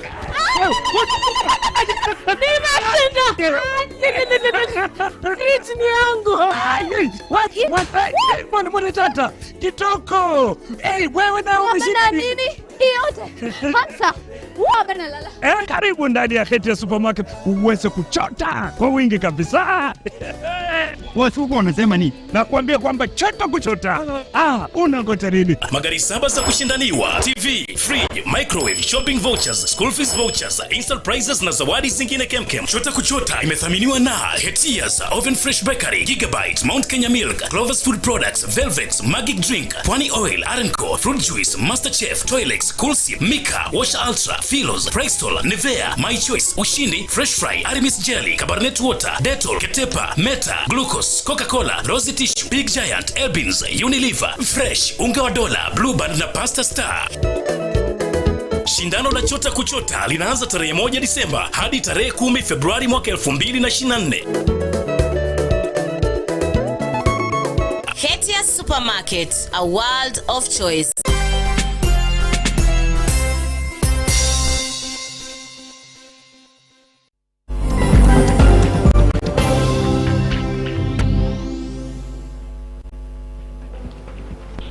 Well, Raila Odinga promised that if indeed that meeting was not going to stop, it was going to organize a 1 million man march in the capital to stop the president from, in his words, attacking the judiciary. But then that's not the only protest we've seen this year. LSK, just a couple of days ago, right here in Nairobi, also did organize a protest that was indeed earmarked to stop the executive from fighting with the judiciary. In fact, they were concerned that some of the comments that were coming from some members of the executive were in what they termed as unconstitutional and painting the judiciary in the wrong image in the public. Well, let's go back and listen to that particular comment from Raila Odinga. And once we come back, we talk about two things. I mean, sections of Kenyans now are questioning the CJ's underbelly in coming straight and stopping those attacks. And number two, there's a report that has to be tabled within the next 30 days. Where is it gonna go? And I'm talking about the report that the judiciary is gonna come up with. Let's take a look at that. The CJ. The Ruto Koome meeting has been received negatively in the political arena, with Azimio leader Raila Odinga castigating Koome for meeting President Ruto at State House Nairobi, saying the move was irresponsible and aimed at making the judiciary married to the executive. Chief Justice, the head of judiciary, has gone for a meeting with the president in the State House. This, in our view, is an irresponsible move. If there is supposed to be a dialogue, this dialogue should be held in a neutral place. State House is the head of the executive, it's the seat of the executive. That's where the president resides. If there's going to be a dialogue over issues of governance, they should be held in a neutral ground. It is a meeting that was opposed from the word go, Odinga insisting that the judiciary will be at the executive's mercy. But this means that the judiciary itself is being compromised by the executive. The judiciary is being held hostage by the executive. And we've seen this before. We saw it happen under the rule of Mr. Moi. And we have tried to caution the current Chief Justice not to go to bed with the executive. This is an unfortunate development. And we hope that the rest of members of the judiciary are not going to be compromised. We want the judges to remain firm and do their work in accordance with the law and the constitution of our country. This was a statement that we wanted to make today. Koome and Ruto's meeting comes after attacks on the judiciary by the executive, where the president accused the judiciary of corruption. Odinga and other opposition leaders have been opposed to the meeting, with LSK calling on the judiciary led by Koome not to give in to the threats. The JSC last week called on the president to have talks with them in order to iron out any issues between them. That's it. And that report there by Brown Amoy essentially states what the JSC asked for. Mother Koome warned the executive twice about these unfounded attacks, because she said if you have no evidence, then you should stop talking. And now we've seen that particular meeting. The question that I'm going to ask is this, Gabriela. I mean, is the CJ finally sort of appearing like she's weak? Because not once, not twice, in many occasions, we've not seen her address the president directly and warn him about his remarks. Never we've seen that. What we've seen is a meeting that has followed those particular comments by the president and members of the executive and legislature as well. Is she appearing to be a weak CJ when you compare her with the other CJs that this country has had? Yes. Mother Koome, according to me, she's very weak. She cannot condemn the politicians and the executive to stop talking and stand on her own feet. Yes. She's like a person who is being manipulated by propaganda out there. TJ Koome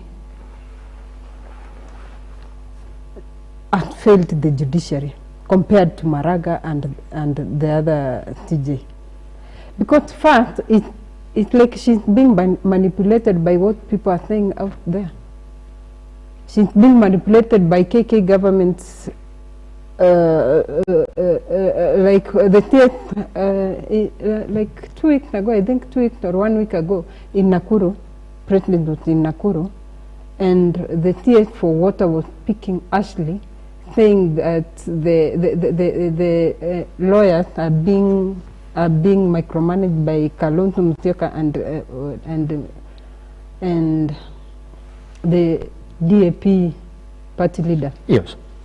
So tell me, if the executive, a person like TS for water, Alice Koome can speak that way, then tell me, it's like the whole story about the judiciary is being politiced by the KK government are being politicizing this judiciary thing to fit their own thinking, because you cannot micromanage every arm of government. The parliament, they cannot say anything against the president right now because they have numbers. They bought all the MPs in their favor. Now the judiciary, tell me, when will the people of Kenya receive fair judgment? When will the people, the issues affecting Kenyans will be heard without manipulation from the president?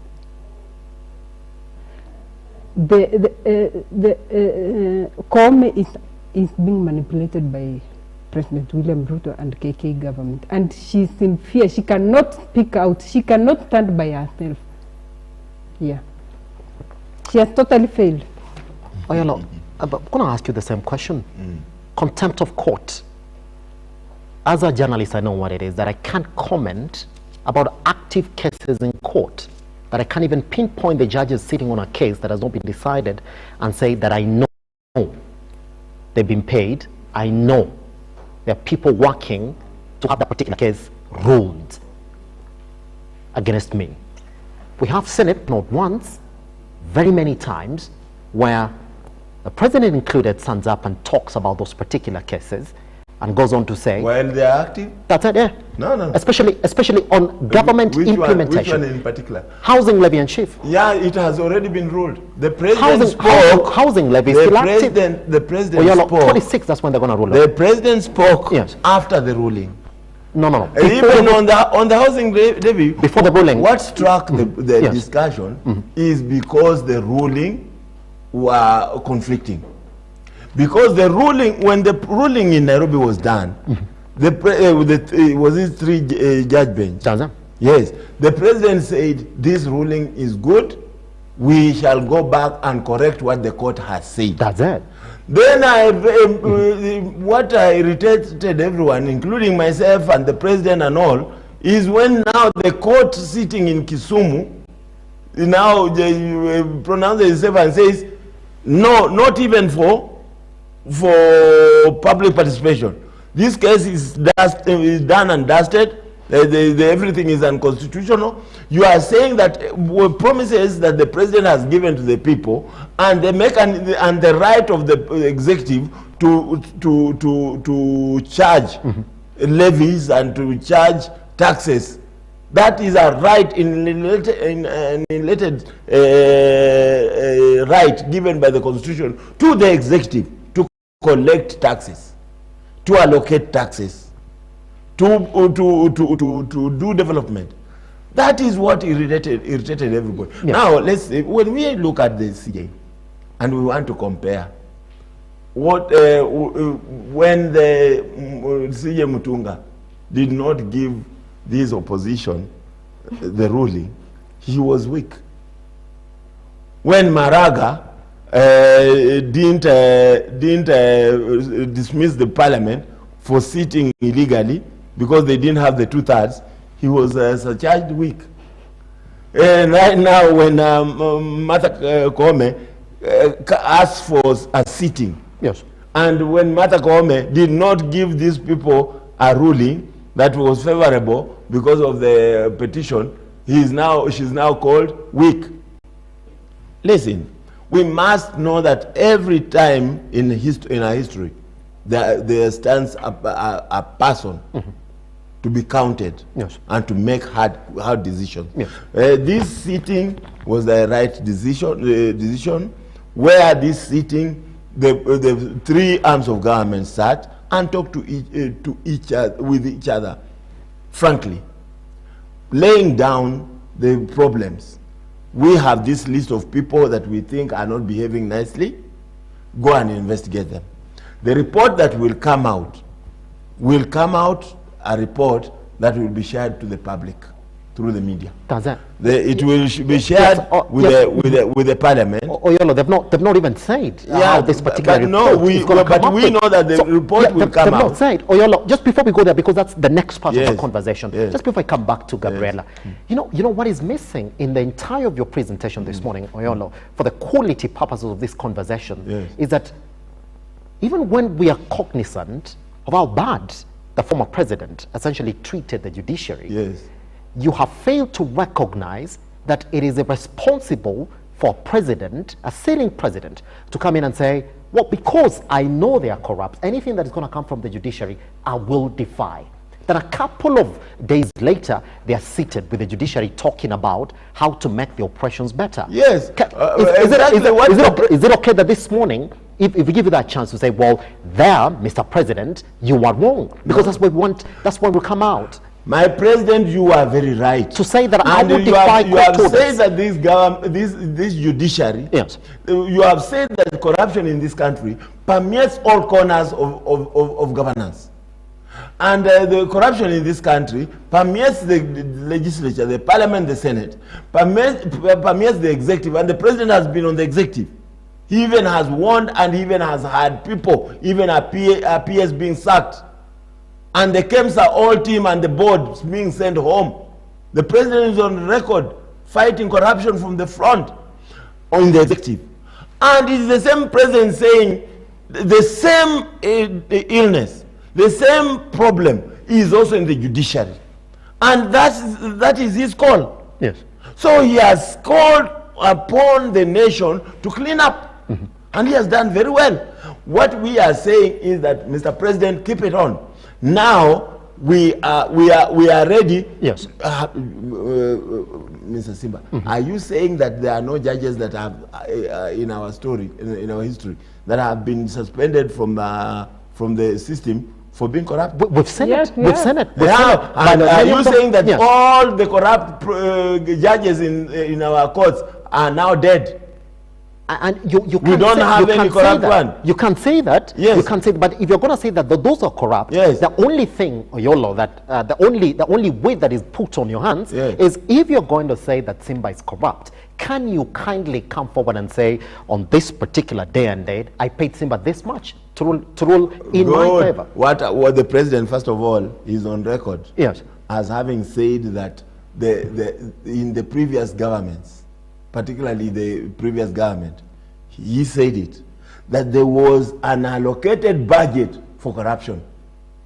He said it. But he's the president now. Yes, and I told you he's the president that receives all intelligence. That's fine. And he's the president with all intelligence record on every person. Yes, before I cross over to Gabriela then. And it's the president who was the vice president when Uhuru Kenyatta He is the president that was made moribund just hardly 1 year after election in 2017. And the president has been in the dark throughout that system, the corrupted system that got him out of office from 2018, with a fake presidential advisor Raila staying in State House, while the deputy president, that de facto, was kept away from cabinet meeting. Pretty much. Kenya must be reminded that Deputy President Ruto was not allowed to operate as deputy president. Even his vehicles were not fueled by the government. But he was allowed to receive all the privileges of being which are the privileges? President. The privileges were to sit in cabinet. He wasn't. Oyolo, be it what it is now. He wasn't. Oyolo, be it what it is now. Yes. I mean, we can look back and say, well, be it what it is now. Yes. Somebody sat last week on that particular seat where you're seated, made the same statements that you're making. Yes. That I wonder, Kabel, I'm going to come to you, that I wonder why a man with intelligence all over, even about the conduct of his own officers in that particular office, a man who has the authority to handpick a DCI, handpick a DPP and say, these are my right-hand men who are going to come in and help me fish out this corruption that is in these different offices in this government. Why would he go to the street, Oyolo? Why would he share the same podium as I and say, those judges are corrupt? When the law is quite clear, why can't he table that evidence? Why can't he table that intelligence and make sure that these judges that are corrupt are taken to the book? Simba, you are eating your own words. I'm not. I'm asking you it's not a question anymore. The question is convoluted, but you are eating your own words. You said, first of all, that this system and this constitution does not provide for an opportunity for this dialogue. No, I didn't say that. You say that. You say that. Now let's go there. Let's go there. The president had to then go where as a citizen, where every citizen stands to talk, to be invited. And that's why the CJ Koome invited him to present their problem. Oyolo, I'm not eating my words. I'm quite clear this morning, Oyolo. All I did say is that the interdependence that the constitution envisioned is quite clear. Yes, this can talk, but how can they talk? So if indeed there's the JC right there, that is inviting you and I today, if you have evidence against any other judge, you just need to walk in and table that case. And Martha Koome actually did present all that particular case, said, well, there are judges right now that we as a JSC are investigating because we've received evidence. Why couldn't the president take that route? That's what he took. It's at the State House Oyolo. Yes. At the State House Oyolo. The president was invited. Did he have did he have to be invited? You are flogging a dead horse.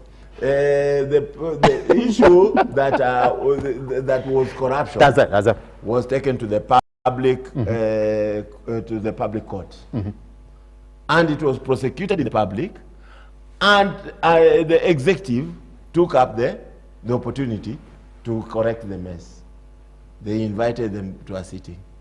What we should be using this good time for is to educate the public of what came out of this meeting. Give me this opportunity. Yes. What came out of this meeting, how good it is for us.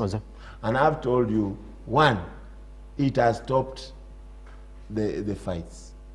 Because the MPs you said were talking from the legislature, the judiciary was replying and even doing some uncouth things, like for example kicking out Ahmed Nasir from the Supreme Court. Those are some uncouth that are not. In fact, you have not even talked about it. You have not castigated it. The media has not castigated the Supreme Court for allocating itself powers to allow who to come before it and not to. Even a whole senior counsel who is recognized by the Republic and mandated by the Law Society of Kenya and educated under the laws of Kenya to arbitrate for people, has been stopped from appearing from his pressings. Which is why I asked you this morning. Then.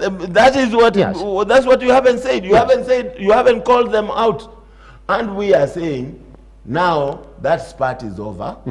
the issues that have been, it has created opportunity for the Chief Justice to say, even her own investigations are hampered because of lack of resources. The resources have been allocated. Issues of manpower, more judges are going to be employed. So that you are saying, if we were blaming judiciary for nothing, then judiciary is telling you, you are blaming us big but because we have no capacity. That capacity has been enhanced. Well, now we need to move on. We need to move on and start talking about how do we slay the dragon of corruption once and for all. That's it. And the KK government should be that is exactly what the KK government, led by President William Ruto, should be the last people to speak about corruption. Because immediately 1 year after they took office, they have started dropping all corruption cases. We started with the Aurora and Kimwarer case. They are now dropping corruption cases. And the person saying, Mr. President, allow me to deal with the judiciary is Gladys Boshole. She was saying, give me that task to deal with judiciary. Yes. I will handle them. And she's the same person who was kicked out of judiciary because of corruption. Tell me, who is playing?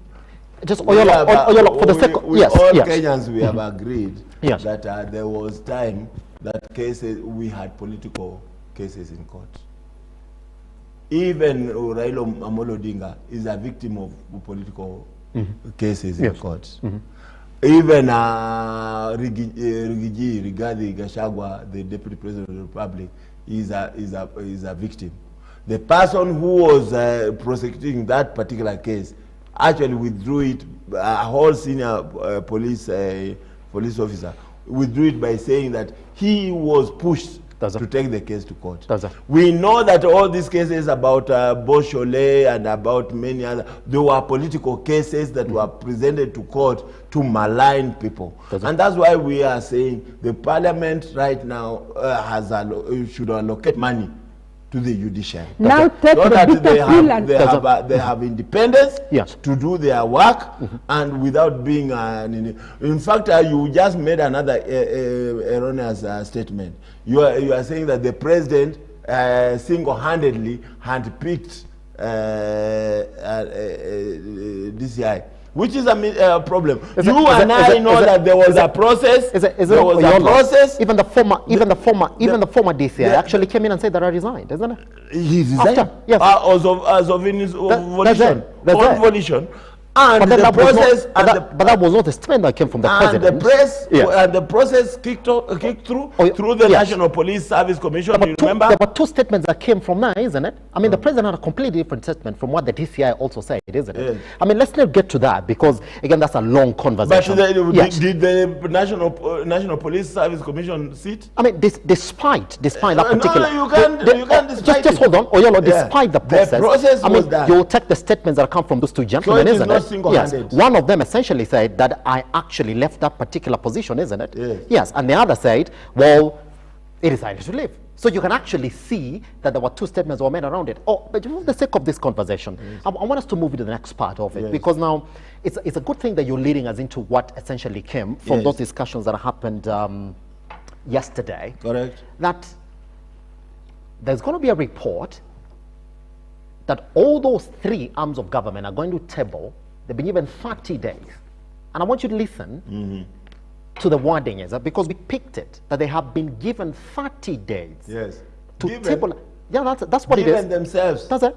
30 days. Yes. Oyolo, for the quality of this conversation, I'm not just going to read it, that they've been given 30 days to table a report on how they're going to fight corruption. So, Gabriela, Oyolo, I'm going to come to you. For the sake of this conversation, we do know how the legislature relates with the judiciary.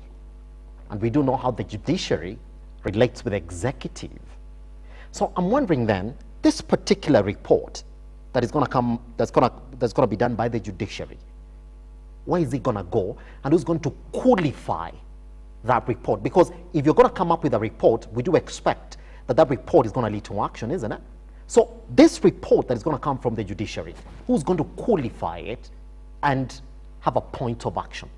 Because that's where the conversation is. Because if I'm coming up with a report, somebody has asked for that report for implementation. How is that going to be?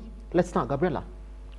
You know, when you talk about the report, just the report that is predetermined already. What did Mother Koome go to do in State House? It was just being told what to do, what to write, and being summoned by the president. That report is already predetermined. If you move away from predetermination, let's say that Mother Koome is gonna task officers within the JSC to do that report, and then she gotta come in, read over it before what? That's what I'm asking. Before what? Where is that report gonna go? I think it will go to the president, and the president is part of the team that is doing it. Will determine that. You are asking the opposition to tell you what the government. Now, let me tell you. The government is part of that report. Now, what are we expecting? The opposition is doing government. The report will just favor the government. Oyolo, where is that report going to go? I'm talking about the report for the judiciary. 4 things. There was a meeting of 3 arms of government. That's it. The legislature, actually now 4, including the devolution, because we had the chairman of the COG. Yes. And we have the legislature, yes, led by the speaker, and we have the judiciary, led by CJ, and we have the president, led by the president. The meeting of the 4 now arms of government, yes, agreed to do a report unto themselves. That was the decision of the meeting seated. But that statement doesn't make sense. Now, it does. Just be patient. Now, we know that the Constitution has provided various areas of checks and balance. For the judiciary, we have JLAC, the Justice and Legal Committee of Parliament. JLAC receives all reports from the judiciary, from the committees, and constitutional offices. Yes. We have the Kenya National Human Rights Commission, which is also another arm that will consume that report. We have the media, the public through the media, that will consume that report. We have the EACC, because there have been allegations of corruption. We have the EACC that will consume that report, and many other avenues. All these avenues are avenues to dissect the contents of the report, and to infeed in what is correct shall be put aside from what is not true. Oyolo, what is the purpose of writing a report for every other government office in this country? What is the purpose of writing a report? For implementation. It's for implementation. Yes. Good. So the question that I ask is, if we agree that this report that is going to come from the JSC has to be implemented, yes, who is going to implement it? The sitting yesterday will agree on the mechanism for implementation. Where there is no money, the parliament will be sent back. If the report says this was done because of lack of resources, be patient. That will go back to parliament to allocate resources. Where there has been an overlap by the executive, because that's what the report will bring out, then the president and the executive will work on the overlaps. Where there has been corruption, because the names will be, I guess the president and many other leaders who are there must have given some names of where to be investigated. Those names shall be handed to the right arms of government where investigations are done. Is it NIS? Is it DCI? Is it ESCC? Is it even the Kenya National Human Rights Commission? All those will be investigated. Is it IPOA? It could be around police, maybe it could be issues of police and what have you, where the files have been disappearing. We have, ladies and gentlemen, we must agree, Kenyans are suffering out here. While we belabor these issues of who said what, there are people, poor people. I spoke to a lady in Kayole whose plot was grabbed by a rich person, and the house was hit by this rich person. Why? Because the judge was bribed. She did not have the money. She is actually waiting for an opportunity with the media to be able to report that. We have recently, we have the Krima case in Arwai, where people who genuinely bought land, yeah, from a source in the family, are now having their houses being kicked down. Yes. Why? Because some judge had to give some judgment against people. And we have a lot of poor people out here. I have a family myself from Huisero, where I'm born. Right now, they are languishing with their dead in Chiromo here. Why? Because when this family bought this land in Huisero, the transfer of land, by the time the guys are preparing to go and bury their dead, they have found that one of the sons of the person who sold the land has actually gone to court, to the lands, and changed the land reports.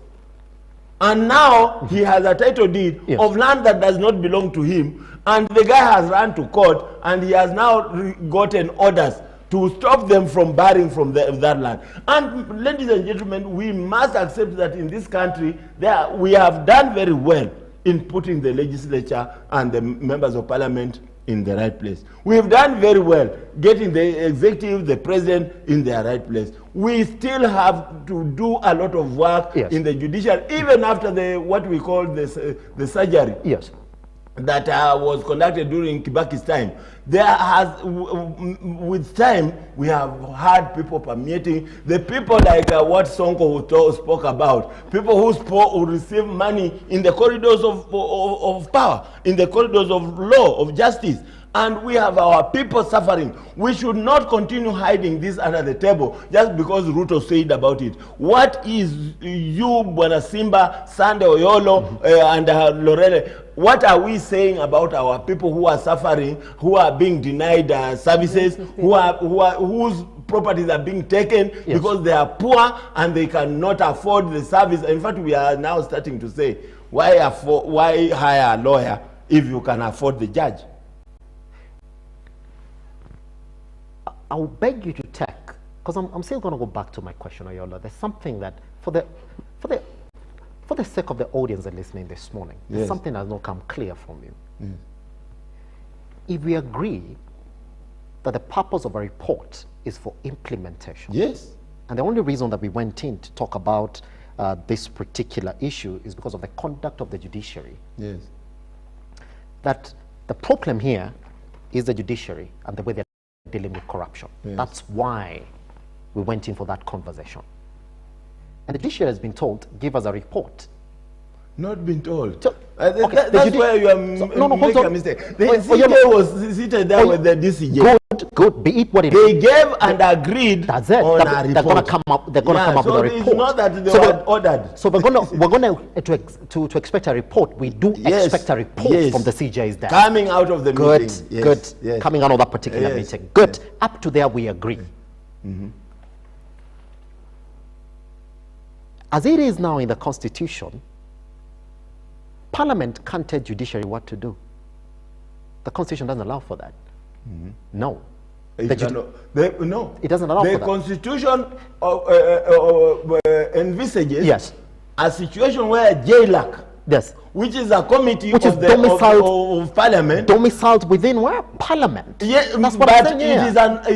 It is an it oversees. Which is similar to a finance committee, which is similar to a budget committee that come up with a law. It advises and makes good decisions. That the only thing that this committee normally does, JLAC as it is, just to advise. That's it. Like the Supreme Court that will check Parliament. So no, you are wrong. What we have. Yes, let me ask that question. Because we get asked. You have asked. Let me correct somewhere. Yes. our constitution envisages a situation where there is seamless overlap of all the three arms. Actually, the JILAC's work is not only advised disband. Yeah? It's Parliament. So Parliament is not toothless. No, it's toothless. It's not toothless. That role is overlapping. They check on each other.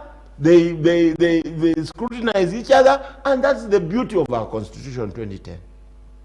It is not that one arm will lord over the other. It doesn't.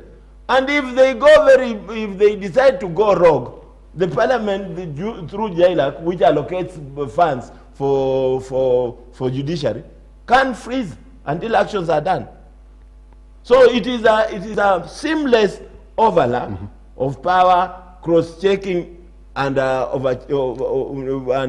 scrutinizing and supervising each other. That's it. Yes. Well, I'll be coming to you on that as well, because again, when you look at the functions of the JILAC committee, I'm actually looking at them.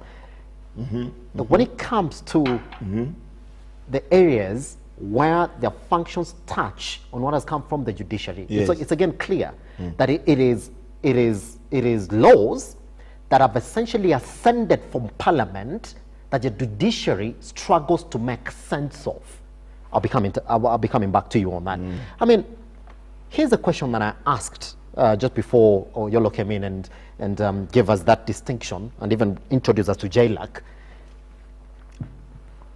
If indeed the problem was the functions getting enabled, all right, the budget, it has been given. And when we're looking at the things that came out of that committee, you will say it's progress out of the promises that were made by the president during his campaign period. You would have liked to think that it would have ended there.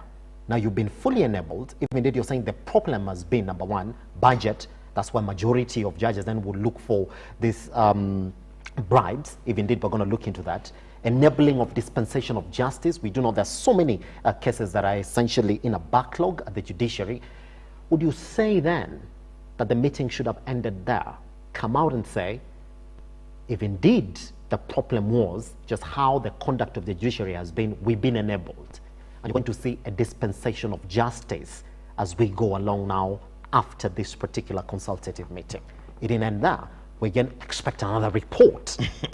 Like it should have ended there, isn't it? No. I mean, if it was on the function of the judiciary, we've enabled you. So let's see change in the way that you dispense justice in the country. Should have it ended there? You know, I think the president, yes, the KK government led by President William Ruto, yes, they're used to giving promises that they don't fulfill. Also. Even the yesterday promise of 25 judges, are you sure it will be fulfilled? Or it's another promise that will go another 1 year? Are you certain he will fulfill that promise? Because he has been promising many things and he doesn't fulfill it. Are you sure the yesterday promise it will be fulfilled? Kupaka mafuta kwa chupa ya. All the promises this government has made to the judiciary, it has fulfilled. That is good faith. What Raila and Uhuru could not do when you mentioned Uhuru, you mentioned Ruto because in their joint government 2018-2022. Yes. Ruto did within hours of his swearing in. Yes. When Raila did not call out Uhuru when he refused to appoint the judges. Raila did not call out Uhuru when he refused to allocate constitutional allocation of 3% of the budget to the judiciary. Raila did not call out Uhuru when Uhuru refused to allocate budget, separate budget for the police. Ruto did those things within hours. Now we have a police that is financially independent. Now we have a judiciary that has its budget, and over and above it, yes, the executive and the legislature have agreed to even give more. Now we have judges that are now aligned as per the Constitution of the Republic of Kenya. The JSC recommends for the president to appoint. The president has no second guessing, has no right to second guess the JSC when it makes those appointments, and the president has kept to it.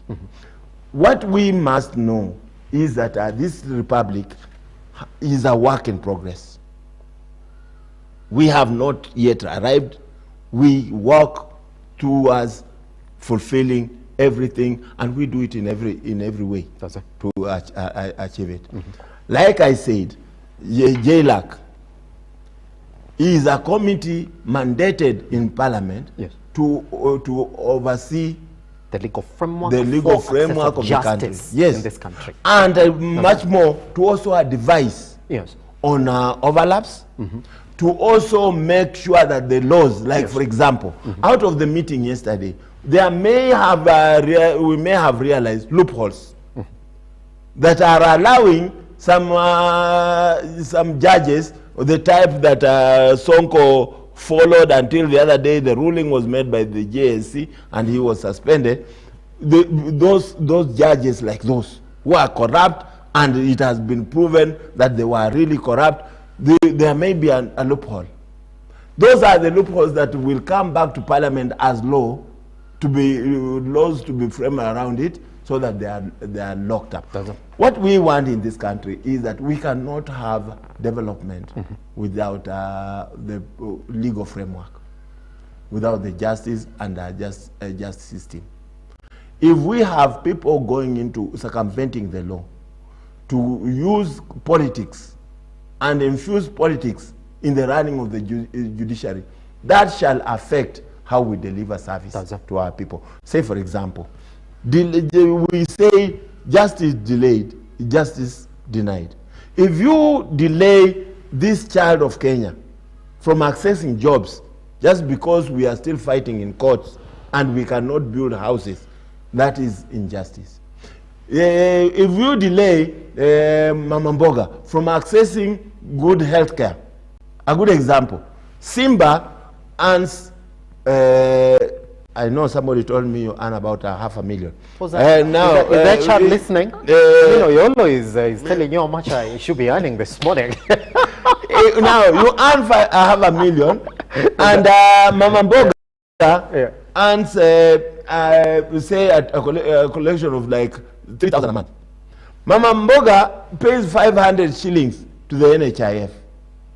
Simba pays 1,700 to NHIF. The President of the Republic of Kenya, whose salary is public in public domain, 1.4 million, he pays 1,700 shillings to the NHIF. Surely, where is the justice for Mama Mboga, who pays 500? And this law now says, no, let's be fair and be equitable. Our constitution talks about equitability. Equitability means let's go percentage.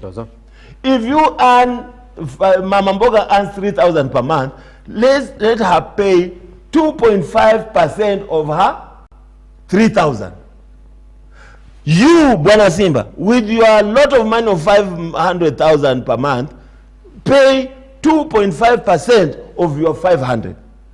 Mr. President, as you earn 1.4 million, pay 2.5% of your 1.4. Isn't that justice? So that now we are increasing the kitty and providing the medicine to even the person who cannot be able to take care of themselves.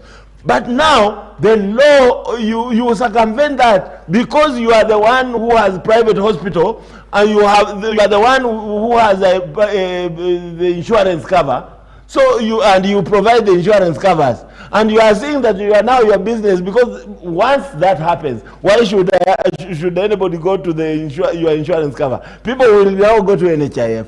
So you go to court. using Simbas and the Oyolos of this world and Umtatas of this world. You go to court and now you start frustrating service delivery to Mwananchi. Why? Because you are safeguarding your private entity. That is what the president is saying. We cannot allow this because justice delayed is justice denied. And that's justice the president is looking for has not followed the rights process. Gabriela. No. Yes. The first thing the president will do is going back to the people, do public participation. Civic education, then public participation. Which now was done. And even the court. They are doing now after implementing for the NHIF. The finance committee was in Gishu yesterday. Yes. Looking after those affordable housing. And they are doing public participation when the affordable housing is continuing. What is that? Is that public participation of just actually, by the way, if the two of them are same, but just to clarify a bit, because so that I've got questions that are directed to you. The ink does not dry on that one. Yes. What my sister forgets is that you know the allocation of monies to build the houses were actually in our budget. You remember? The budget notes that went out to all the public. The initial amounts of the budget were allocated money was how much? It was supposed to be 5%. Then later it was reduced to 2.5 or the 1 point something, and where the employer will remit a half, and you are deducted a half.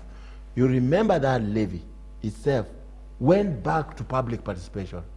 I remember people coming from all over the country at KICC and many other places, and they gave their views. That informed the process. However, the president, in all magnanimity, he said, now, we did that. That's how the budget passed in parliament, through the elected representatives of the people. But however, because the court says that it was not sufficient, the word was not sufficient. That is why it has to go on. But now, do we stop the budget cycle? The budget cycle we know is only 12 months. Now the budget cycle has already started being implemented. Do we stop the budget from being implemented because of a repetition of a process? Because that process was done. You remember Honorable Kuria of Molo going around this country, the chairman of the finance committee, and these discussions were made. Adjustments in the house levy were done. Everything was done. The court just did not get it right. So the president said, now that there's a ruling, it is okay. Let's go back and do it. The public participation was for finance bill. Kidogo. The public participation that was done by the finance committee led by Honorable Kuria, it was for finance bill. And if you remember, Honorable Snoro, the majority whip in Parliament, when he was in Bomet at Honorable Toto's function, he said he controlled the Parliament, and he also said what he did. That is rumors. No, he said via the microphone. You know, everything that happens in Parliament, everything that happens in Parliament is given the force of law. And it happened, and the participation done. What my brother was saying in eating muchele and pilau in Bomet, that was a banter. That was the way he made MPs, and the way he made MPs vote for finance bill. That finance bill, it was the overall of Ruto's manifesto. What we are saying is that the people of Kenya were not given enough time to digest this housing levy that we are being imposed by the KK. I know you are not going to allow that. You know that the finance bill. You know what I want to point you to, for the sake of time, we only have 5 minutes left, is that if you look at the court rulings on a particular of these cases, that they keep on pointing out to various parts of the Constitution there's also another article that I can't put a finger on it right now that talks about the discrimination within law. I mean, from where we came from the housing levy, it has, for any other person who's looking at it, it has now grown into something that keeps on getting better each minute. Because somebody would ask, I mean, it's only the people with pay slips that were essentially going to be deducted this amount of money. Then somebody says, there's a farmer somewhere selling their maize and wants this house. Why can't they not contribute to get this particular house? I mean, it has kept on growing. The only thing that we're wondering, us, the spectators of this particular conversation, is, I mean, the courts have not said stop implementing it. All they're saying is, well, go back and revise it so that you make it legal as it can. Let me just read some of the comments. But the question is, why are we going back when the thing has gone through process? Yes. It was time bound. Its time was done. Does it not make you happy, Oyolo, that you are operating in a democracy where you today, even if something was passed last year, if you do realize that there's maybe an article that touches on you personally, that the courts are not going to give you time to listen to it. So long as it does not delay delivery of service to Mwananchi. That's because no Kenyan is going to extend the term of Ruto and Kenya Kwanza to 6 years. We have 5 years within which we must deliver the promised agenda to Kenyans, and better bottom-up economic transformation agenda must be fulfilled within that time. So we have no extra time, and when you waste our time in parliament, in courts, and drag our feet, and we know that Kenyans require. By the way, Simba, have you ever asked yourself that in this housing was a promise in Kibaki's manifesto? 10 years. This housing was a promise in Uhuru's manifesto. He actually stood it down 10 years. In this housing was actually in the twin Kibaki Raila 2007 to 2012 government to deliver. All of them failed to deliver. Why? Because the mechanism and the boldness. That's why we must thank God for giving us William Samoei Ruto at this moment in time, so that he with this boldness, we can be able to crunch it and get this project done once and for all. Then follow the right procedure and stop overtaxing Kenyans. Without going to the pressing for you must tell Gabriela that these houses were not going to be built from the money and proceeds of Sugoi eggs and avocado. This money was not going to come from the president's avocado farm. This money was going to come from Kenyans to build Kenya. I need time to give you part to submit, because we have still 30 seconds left each for us to give a final submission. Just give me a minute so that I can actually read to some of the comments that are coming in from our audience that's been with us all the way from 7 a.m. and they're quite a lot. I can't get done with them, but I'm just going to read 5 of them.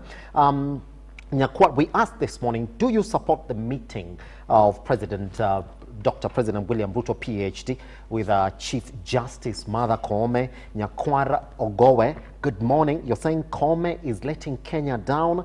Anthony Mikali saying, I support 100 over 100. Hii Kenya ni yetu sisi wote.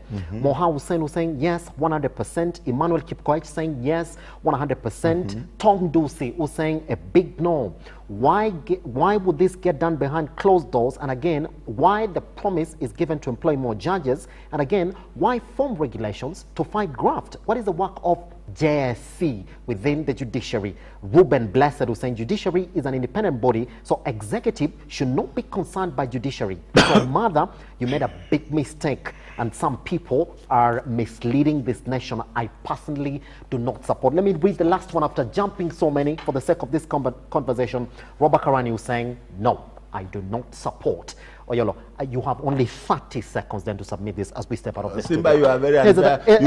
You said you are going to read five comments. You read 7, and out of the 5, four said they support. Now, what we are saying, Kenyans, 30 seconds. Let me ask this. Let's keep this government on toes. Let's keep the legislature on toes. Let's keep the judiciary on toes. Let's not spare anyone. corruption is a bad thing. Corruption has killed systems. Corruption has killed wananchi. People are suffering in dire situations in the slums. People have been kicked out of their homes and denied their inheritance and denied their services because of corruption. And lastly, this government was voted for 5 years. It has a promise called better, 5 pillars, and it must fulfill within 5 years. So let us ensure Raila does not confuse us. And we must allow Ruto to work. Gabriela, 30 seconds, we gotta step out. I want to tell the President of Kenya, William Ruto, he is now the President of Kenya. He should stop this politicking around judiciary, around micromanaging things, and start delivering to Mama Mboga, of which they use the word Mama Mboga to win election, and now the Mama Mboga is being oppressed by high taxes. It's time to deliver for the people, and Ruto should respect the judiciary and allow the judiciary to be independent and to handle cases without interference, without politics from executive, and without being micromanaged. Yes, he should give the judiciary the budgeted money and promises, but he should not use that so promise he should not use the promise he gave to micromanage the judiciary to dance to him. And when he's speaking about the corruption, he should now he should stop removing cases that were corrupt and pretend to work to stop corruption while he's the one removing corruption. Corruption fights back. Oyolo, we gotta end it there, man. We must stop. We gotta end it there. Guess what? I want to call it back again because the court's again gonna make the pronouncement on the housing levy this week, and we do know exactly the areas where they advise the government to go back and revise on that particular order that was supposed to remove the implementation of that particular levy, by the way, is still in action. So 2 ways. If it's unconstitutional, we might see the end of the housing levy. If they again send the government back to their books, it is just for us to see exactly what's going to go on that particular one as well. Take them back to the time that they joined us right here at Lookuptv across all your social media platforms. All those comments that I didn't get to go through, by the way, thank you very much for being a part and parcel of it. Take the conversation online. Hashtag The Morning Drift. Tomorrow is another good day for us to talk about completely something else. Oyolo, Gabriela, thank you very much. You've been quite invaluable.